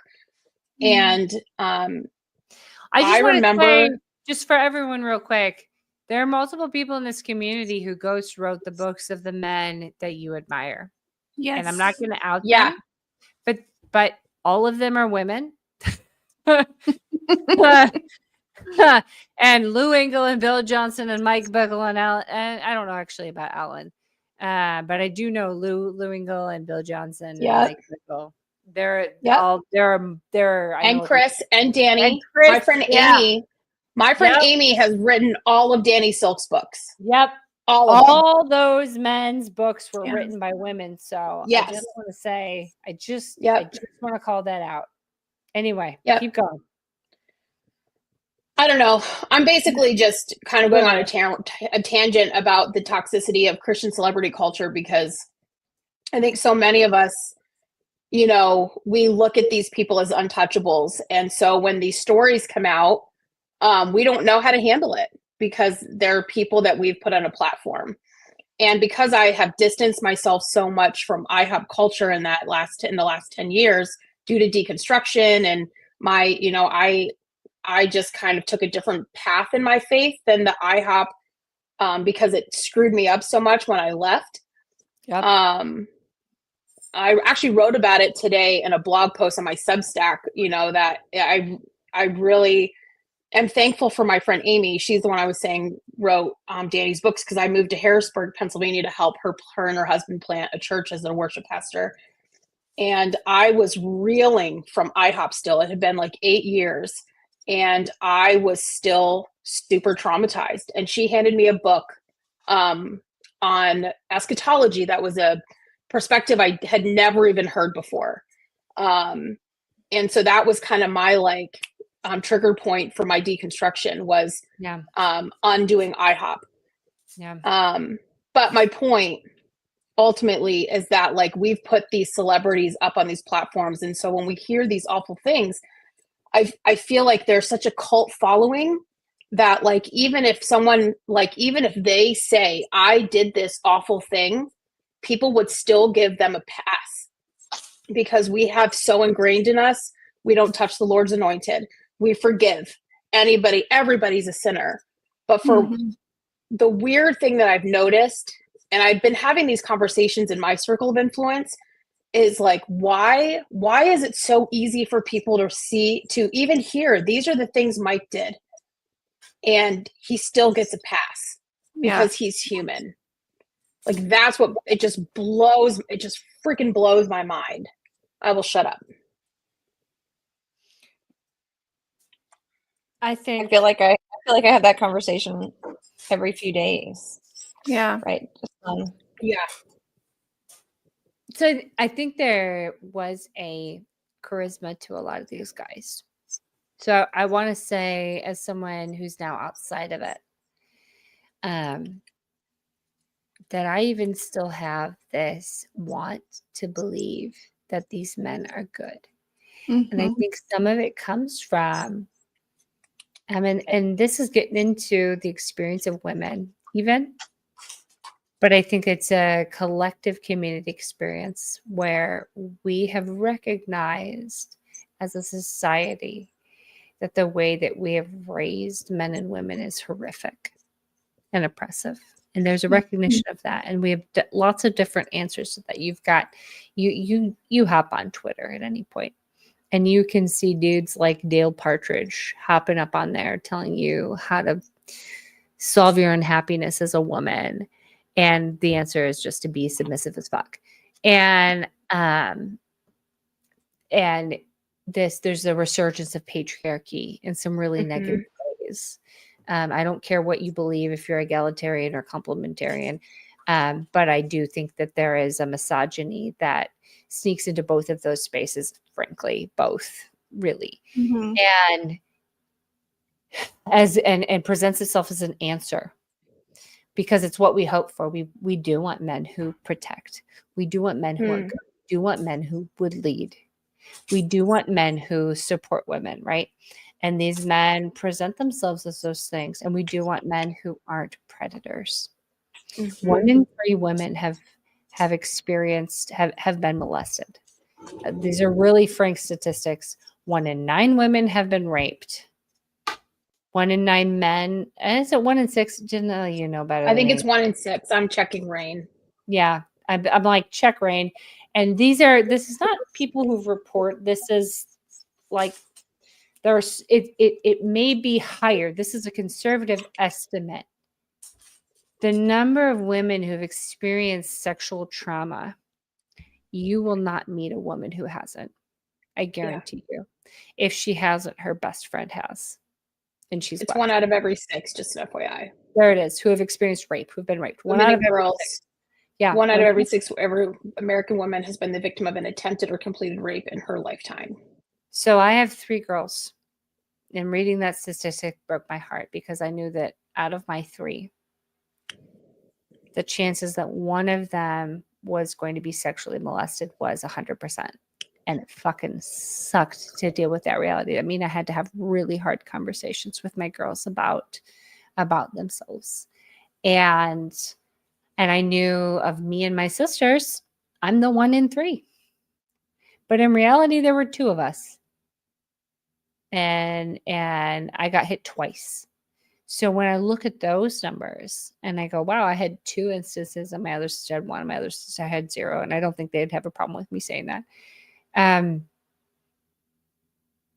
The numbers are probably higher. And I don't think people understand that. And so when you go to church, right, the idea of having this safe sanctuary is such a beautiful idea, where there's a community that cares. That's an idea that I love still, as someone who doesn't even believe anything. It's something I even believe is possible because of the people that I've met who actually deeply care. And so I think that acknowledging the reality of what's actually happening and the level of devastation and trauma. Think about the amount of grief that we've gone through in the past year. It's been devastating. It's been soul-rending. And acknowledging that takes a bravery and a level of honesty that I think most people are not willing to engage with, because I know that I had the fear that it would destroy me engaging with it, and in some ways it really did. And I think there's a fear, and I think that the bravery that all of you are demonstrating is actually changing things, because there are people who hop into my inbox who are like, hey, I'm from X church and I've been watching you. There are people who hop onto Twitter and they're brand fucking new and they're like, hey, I haven't told my story yet and I don't know when I will, but I want to. But I'm listening, and it has helped me help me hold on to bravery. And like, I don't think I can emphasize enough how much that matters, because there were people who were that for me. And they weren't perfect, but they were that for me. One of them was Rick Joyner's daughter, and she's not perfect. I had an argument with her recently. But that was one of the people I followed who was being open about her frustration and her questioning and about misogyny. And so I think I just keep going back to this. But if we're open and honest, even in the pain of this investigation being a shit show, and are brave enough to own the good and the bad wholeheartedly, we could actually set some kind of standard for this space. Because Jed is right when he says, and he and I argued about it today, and and Janelle she was there. And I was like, it's not enough, Jed. It's not enough. Like, I was like, it's not. I have people, I know. And he was like, but also, it's never been done before in this space.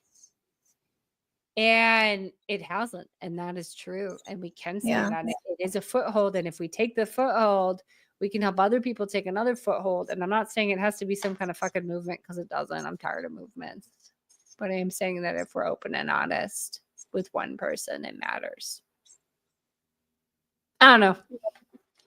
No, it's true. Like, these things don't happen overnight, and it takes a lot of work. It takes a lot of people, a lot of voices, a lot of time. And so it kind of reflects our society of how we want these things to magically change in a short period of time, and it really can't. And so we're not, I know there's some people have taken hold of, like, we're starting this movement and we're changing the world with this, and I'm not, especially as an admin for RFI, like, we're not trying to take ownership of anything. That's a lot. You know, like, God, I would hate that job. But being able to, you know, and this reflects myself and what I am passionate about. And I think this is why I've really found a home in this, is just I want to help others in a way where I can give them the tools and the resources that they need to thrive as the individuals that they are outside of these systems of oppression. And so not being the one that says, you know, I'm going to lead you out of here, but being the one that says, hey, like, you can get out of here, and here are the tools to get you there. And people have gone before you, and it's possible. And so, you know, it's like we all have a small part in it. And then somebody else gets to take the torch and carry it to somebody else. And so, you know, it looks daunting, but we're not going to be running the whole damn marathon.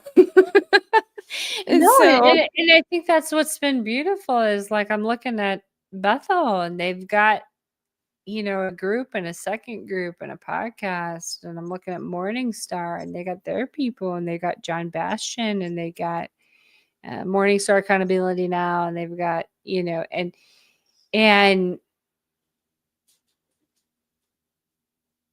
I think, like, it really is true. Like, you just have to find your voice and use your voice and love on the people next to you, and that's it. Mm-hmm. And that's a really small, doable thing. That's a really, and it's a really meaningful thing. Like, one of the things with IHOP, right, was that it was the most meaningful thing in the universe. Like, we had all the purpose in the universe, and it felt so meaningless at the exact same time. Like, you left that place and you were like, what the fuck did I just do? Mm-hmm. And when you, I was talking to Liz about this earlier. It's like, when you sit with somebody, when someone has sat with me and cried with me, somebody sat with me the other day and understood deeply. It was a mind fuck of a situation. I was describing the impact of demonic, of demonology and that trauma on the expression of my own sexual trauma, right? And oh my God, Sherry's just trolling in the comments. No, we're not weird enough for that. Someone else come in here. But I did my time on the night watch and decline your offer now. It's a hard pass for me, girl. Very low key, like, have you guys thought about going to bed? But for real, like, it was like the biggest mindfuck of a situation where I'm dealing with my own sexual trauma and the interplay of what demonology had done to me, right? And how that had, and I suddenly registered how they were entwined. And then I had to tell somebody, like, how do you tell your therapist that? Like, you can't, like, hey, this one time. And it turns out, like, I just couldn't do it. And so I told someone who would understand, and they did understand. And it was one of the most stupidly healing, embarrassing moments of my life. Like, it was all of those things all at one time. And there was no movement then. There was nothing. There was just a person who was there, who chose to be there, and who would understand. And I think that's all we have to be. And that feels so good, frankly. Mm-hmm. Like, meanwhile, I just can't. La, like, dude, literally all I can hear is Sarah Bedford Edwards singing, and I will awaken the dawn. at 5 a.m. Somebody take us on home repeat. right now. Like, all right, everybody give final comments. Sherry's Closing statements. Yeah, closing statements, because Sherry's trying to keep us healthy and off the night watch, which is fair. Bro, my husband's not even home yet. He went to small group at 6:30 and he's still there. I checked his location. I was like, he'll be home eventually. They drink whiskey and talk for like a million hours, a bunch of guys. It's great. My husband's playing Myst right now. I was like, you're playing Myst? And he was like, yeah, I'm playing Myst. And I was like, oh my gosh. I mean, that's a throwback. Yeah. The slap happy late night, I think, is probably where this gets good, you know? Yeah, no, it does. It's really accurate. Yeah. Do you ever, this is like a really random question. But it just, the whole night watch thing made me laugh a little bit. But I was thinking, do you guys ever just find yourself singing IHOP choruses in your brain? Or like 100%, out loud? 100%. Yeah, no, yeah. Like, I mean, I've been out, I think, longer than most of you, and I still find myself singing these freaking, like, More Than the Watchmen, Wait for the Morning still pops in my head. Or like being on a set with, you know, Cassie and sitting, or no, it was Helen for freaking Psalm 2 for 1,000 years. And I will never forget Why Do the Nations Rage ever. No, I will straight up be like, try as I may to chase another lover, I find a Oh my gosh. I will harass Reef the hell with Misty songs any time of day. Bro. I used to lay on the floor during my internship because I had a crush on him, and I would play around with my roommates, and I'd be like, I'm in love with a man. I'm in love with a stranger. His name is Reef Tuma, and we have never met. And they would be like, Susan, that's so fucked up. That's really stop. They didn't say fucked, but I did. But yeah, I will still randomly just sing it. Oh like, my gosh, I remember that one. He who like, sits in the heavens laughs. Yes. But I gotta say, can we talk about Catch the Little Foxes? Because that got brought up. That got brought up recently about Daystar. Perry Stone straight up talking about Daystar was like, Catch the Little Foxes, all the compromises. And I was like, I don't spoil the vines. Okay, the hardest thing, and we're all going to have to go on the journey in our own ways, is how you take, I mean, I was there, I don't know, what, 10 years, something like that. Like a ton of experience in life. I was trying to quantify how many sets I probably sang on at some point. I got in the thousands of hours estimation point, you know? And I think one thing, like over the hump after like the investigation process and kind of the demise of the program as we all know it, like we all have to like start parsing like good fruit from bad fruit in our own lives and like what we take away and what we like burn, you know? And I think it's really difficult to parse those type of things, the songs, the like time spent, like worship, personal devotional language, like biblical language. I think for a lot of people, even who are believers, biblical language, biblical prayers are a little bit triggering, you know.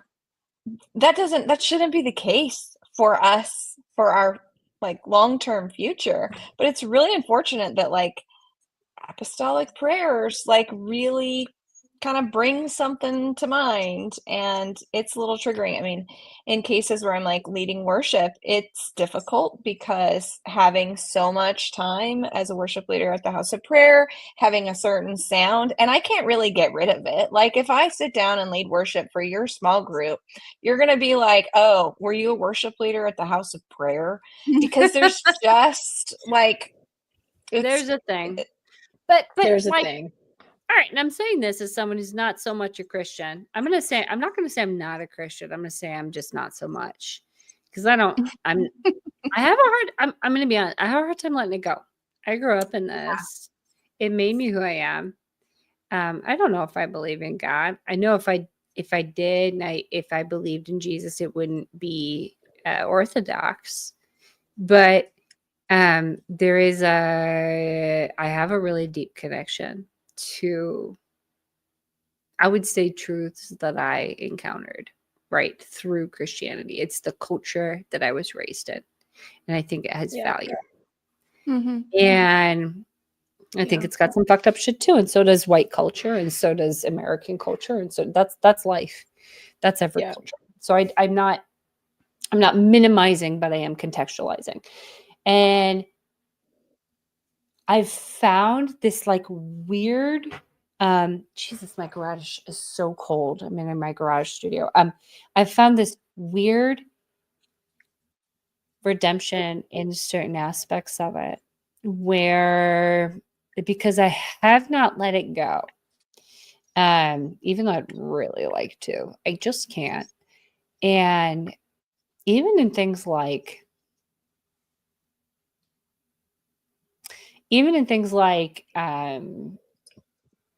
the weird revelation shit.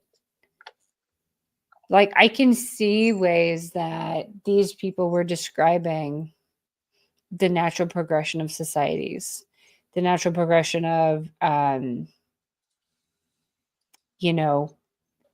going to use the word capitalism, but I don't necessarily mean like the way we think of it now, but just like the marketplace and like politics and whatever. Like, it's like I can look at so much of it. There's these moments where I remember all the stuff I learned, and I can relate to like Jesus being like pissed and wanting to flip the tables, or like I can't think of anything right now because it's so late at night, but I can relate. I like feel more and more like I'm like, I get you, man. Like, I get why you were at where you were at. And it's given me back little pieces of it. Because I hate that it has stolen it from me. I hate that it has stolen it from other people, because I think there's these little pieces of it that were both, they touched in something in a really good way, and that I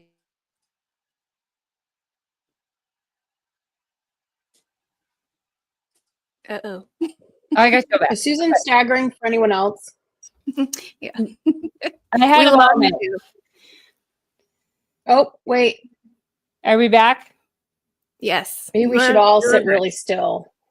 Yeah, I don't know. It may just be the bedtime. It is what it is. But I think that there are pieces that used to be triggering for me that I've been able to recapture when I've been able to connect them to the reality I'm in right now. Like, of advocacy, specifically of our situation as people who came out of an abusive environment, and are now finding our voices as this weird little, like really weird little community. Like, we're a weird community. Like, it's weird that Joanna and I are like, yeah, we're chill. And Sarah and I are like, oh yeah, we're chill. Like, that is actually kind of weird in our society. That's not normal. Well, I think when you have, like, I hate saying a common enemy, but like, it's a common bond over something, I feel like it gives you so much grace for the weird things that normally would push you apart from each other, you know? Well, and so that's what I think I loved about church, is that we had a common gathering point. There, and that's not something we have.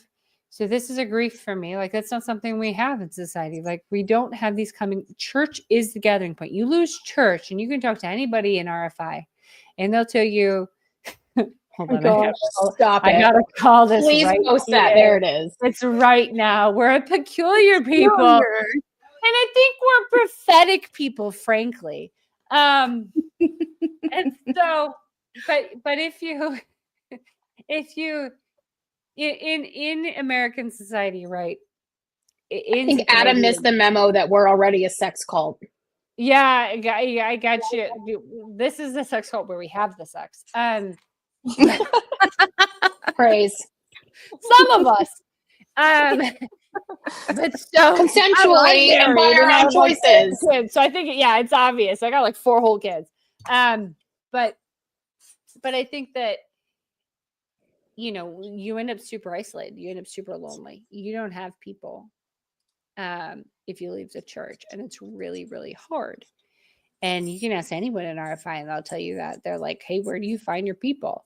And the shitty side of the church is that the common enemy part has been everyone outside the church, and that was never what the church was meant to be. That's what it turned into. Is everyone outside the church is your enemy, and that's what we're energized against. And this is a little different because we're not in the church, but we do all have a common enemy, sure, but we also have a common I don't know, positive, I don't know, like passion, like heart, like I don't know, where it's actual care for people who have been harmed and abused. And that's what has been healing to me, is to see people caring. Like the whole, like, I'm gonna get Mr. Rogers, look for the helpers, has been really healing for me to actually look and find them. Because I saw the other week, like Paige Weber was like, hey, people are going to be so devastated. What can we do? How can we be there for people? And Janelle was like, hey, I've been thinking about how can we be here for people. And finding out that people were already thinking about it was so different from the scarring of my experience of IHOP, where nobody gave a shit what you were feeling during the deepest trauma of your life. Yeah. You know, like Bethany Deaton died and nobody, how many of you guys got pastoral care? Yeah. Like 0 people. You had a narrative. Yeah. Yeah. Isn't that true? In just so many situations, we're seeing these highly traumatic situations, and we're getting fed a narrative. You know, like this is what we have to believe, which just re-traumatizes people all over again. Yeah. You know? Yeah. And I made like some random ass post, and a dude who just recently asked, left the prayer movement. He was in the prayer movement when it happened. He's one of the people I talked to when Judge Reed was going to go and like shoot up the prayer room. He's one of the people we like tapped and were like, hey, like trying to get the message through to security and everything. And he was like, this is more, it was like a pretty basic post, which was like, hey, take care of yourselves if you're still there. He was like, this is more pastoral care than anyone's going to get there. And that is the truth. And yeah, this right here, the care that drew us to the prayer movement continues to be a part of us. Like, I think most of us joined because we wanted to change the world in a good way, not in a, there was ego there. Sure. Like, of course we had ego there, but like I think there was also something really pure there, because you don't go to a strip mall in Missouri on straight ego. Sorry. Well, to be fair, like, you know, I think IHOP had this, because this is at least how I felt. And this is why, you know, when John and Tracy and Derek, well, it was more Derek, honestly. Derek was like really pushing me to move out there. And,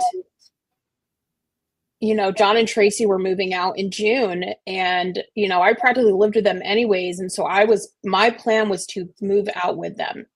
Yeah. And, I think the thing that's so seductive about IHOP, especially when you're young, is they make you feel like that is the only place you can be inside of God's will.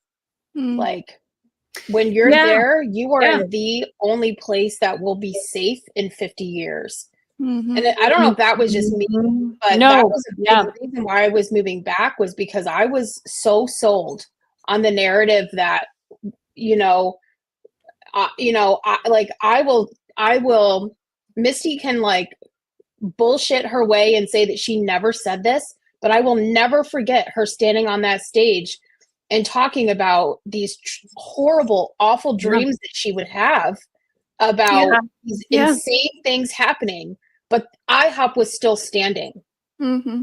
And when I posted that on Twitter, I was the only person she responded to, and she was like, "I never dreamt such a dream." And I was like, wild. That was wild. Because everyone was like, yes, you did. Yeah. I was lit. I was on fire. And I was I'm getting mad now. Like, I was furious because Misty's dreams were a big part of why I was terrified and why I had so much trauma, was because she would talk about these insane dreams like they were going to happen in the next 10 years. And if I wasn't at IHOP, I would be dying in a freaking concentration camp for Jesus.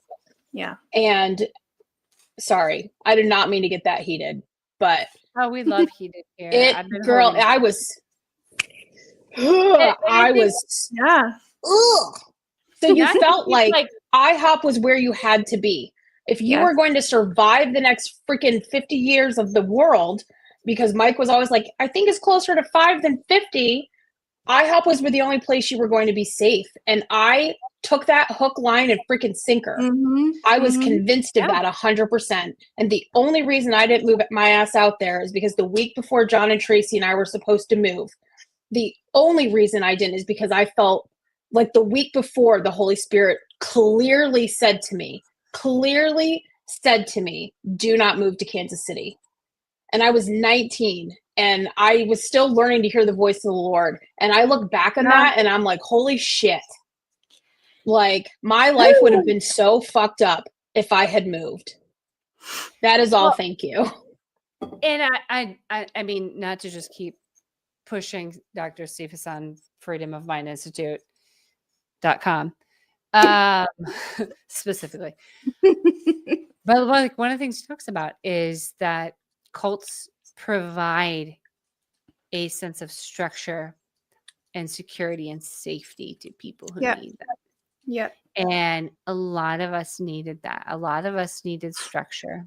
A lot of us came from families that were chaotic. Yes. Partly because they were in the systematic movement and not in therapy.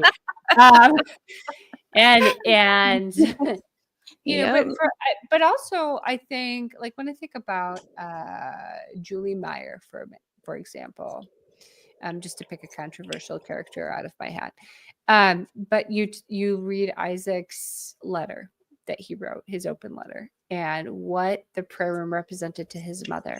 She was coming out of a family of alcoholics, and the prayer room was this hope of something better for her children.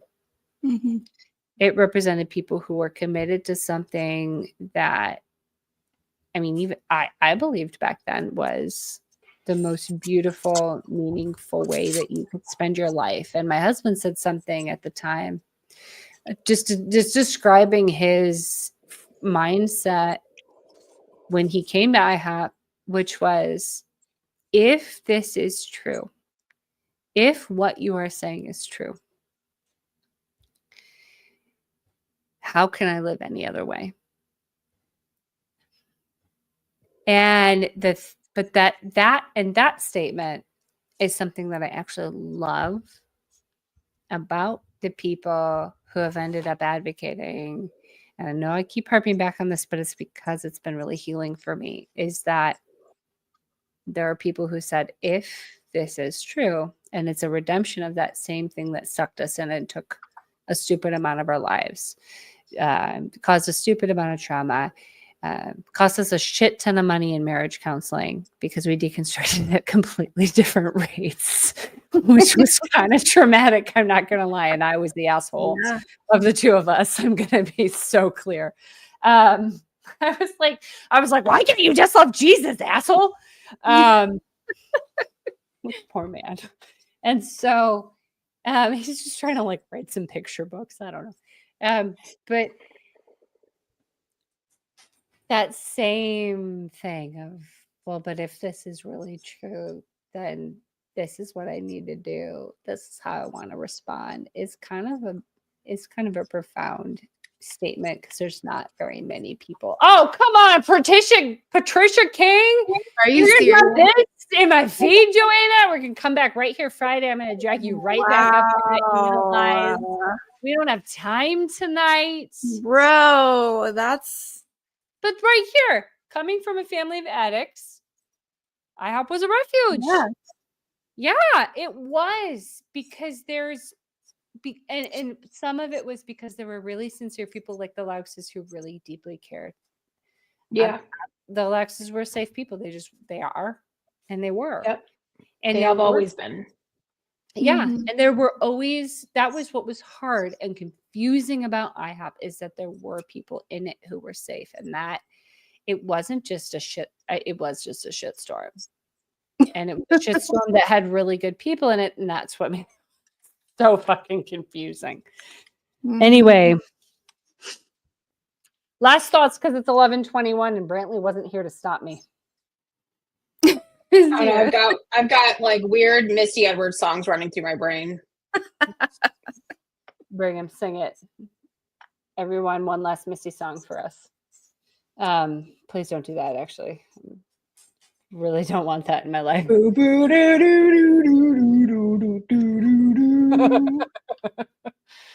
Can I just tell you that? I just trigger everybody. Did I just trigger everyone with that bass line? You're welcome. I just want you to know that while I was birthing a child, Misty accidentally came on. And I had to listen to See the Way He Holds Listen, hand. At least you weren't birthing a child and hearing come into your garden because that would be awkward. But I was hearing God is a lover. Looking for a lover, and I swear to God, the doctor fashion me, yeah, right now. So, all right. Well, this has been wonderful. Thank you for coming to my birthing session. Happy to be here. Coming on Friday, and so is Sierra Wilson and Janelle. They didn't know, but they've just been We're going to be discussing. Can we do a live react to the Patricia King video? Yes, live reacts. That's going to happen, but I'm going to need you here at 7:30 Central Standard Time, Joanna. I feel like we should just all watch it in real time right now together. I'm not going to. No, we're going to wait. We're going to come on Fridays here, and we're going to watch it.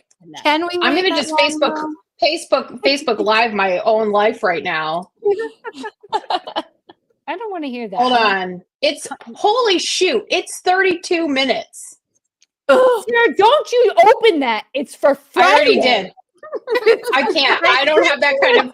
I'm an Enneagram 8. I lack self-control. Okay, I'm ending the feed right now, but I'll have to stay on because the video has to upload. So stay on. End stream.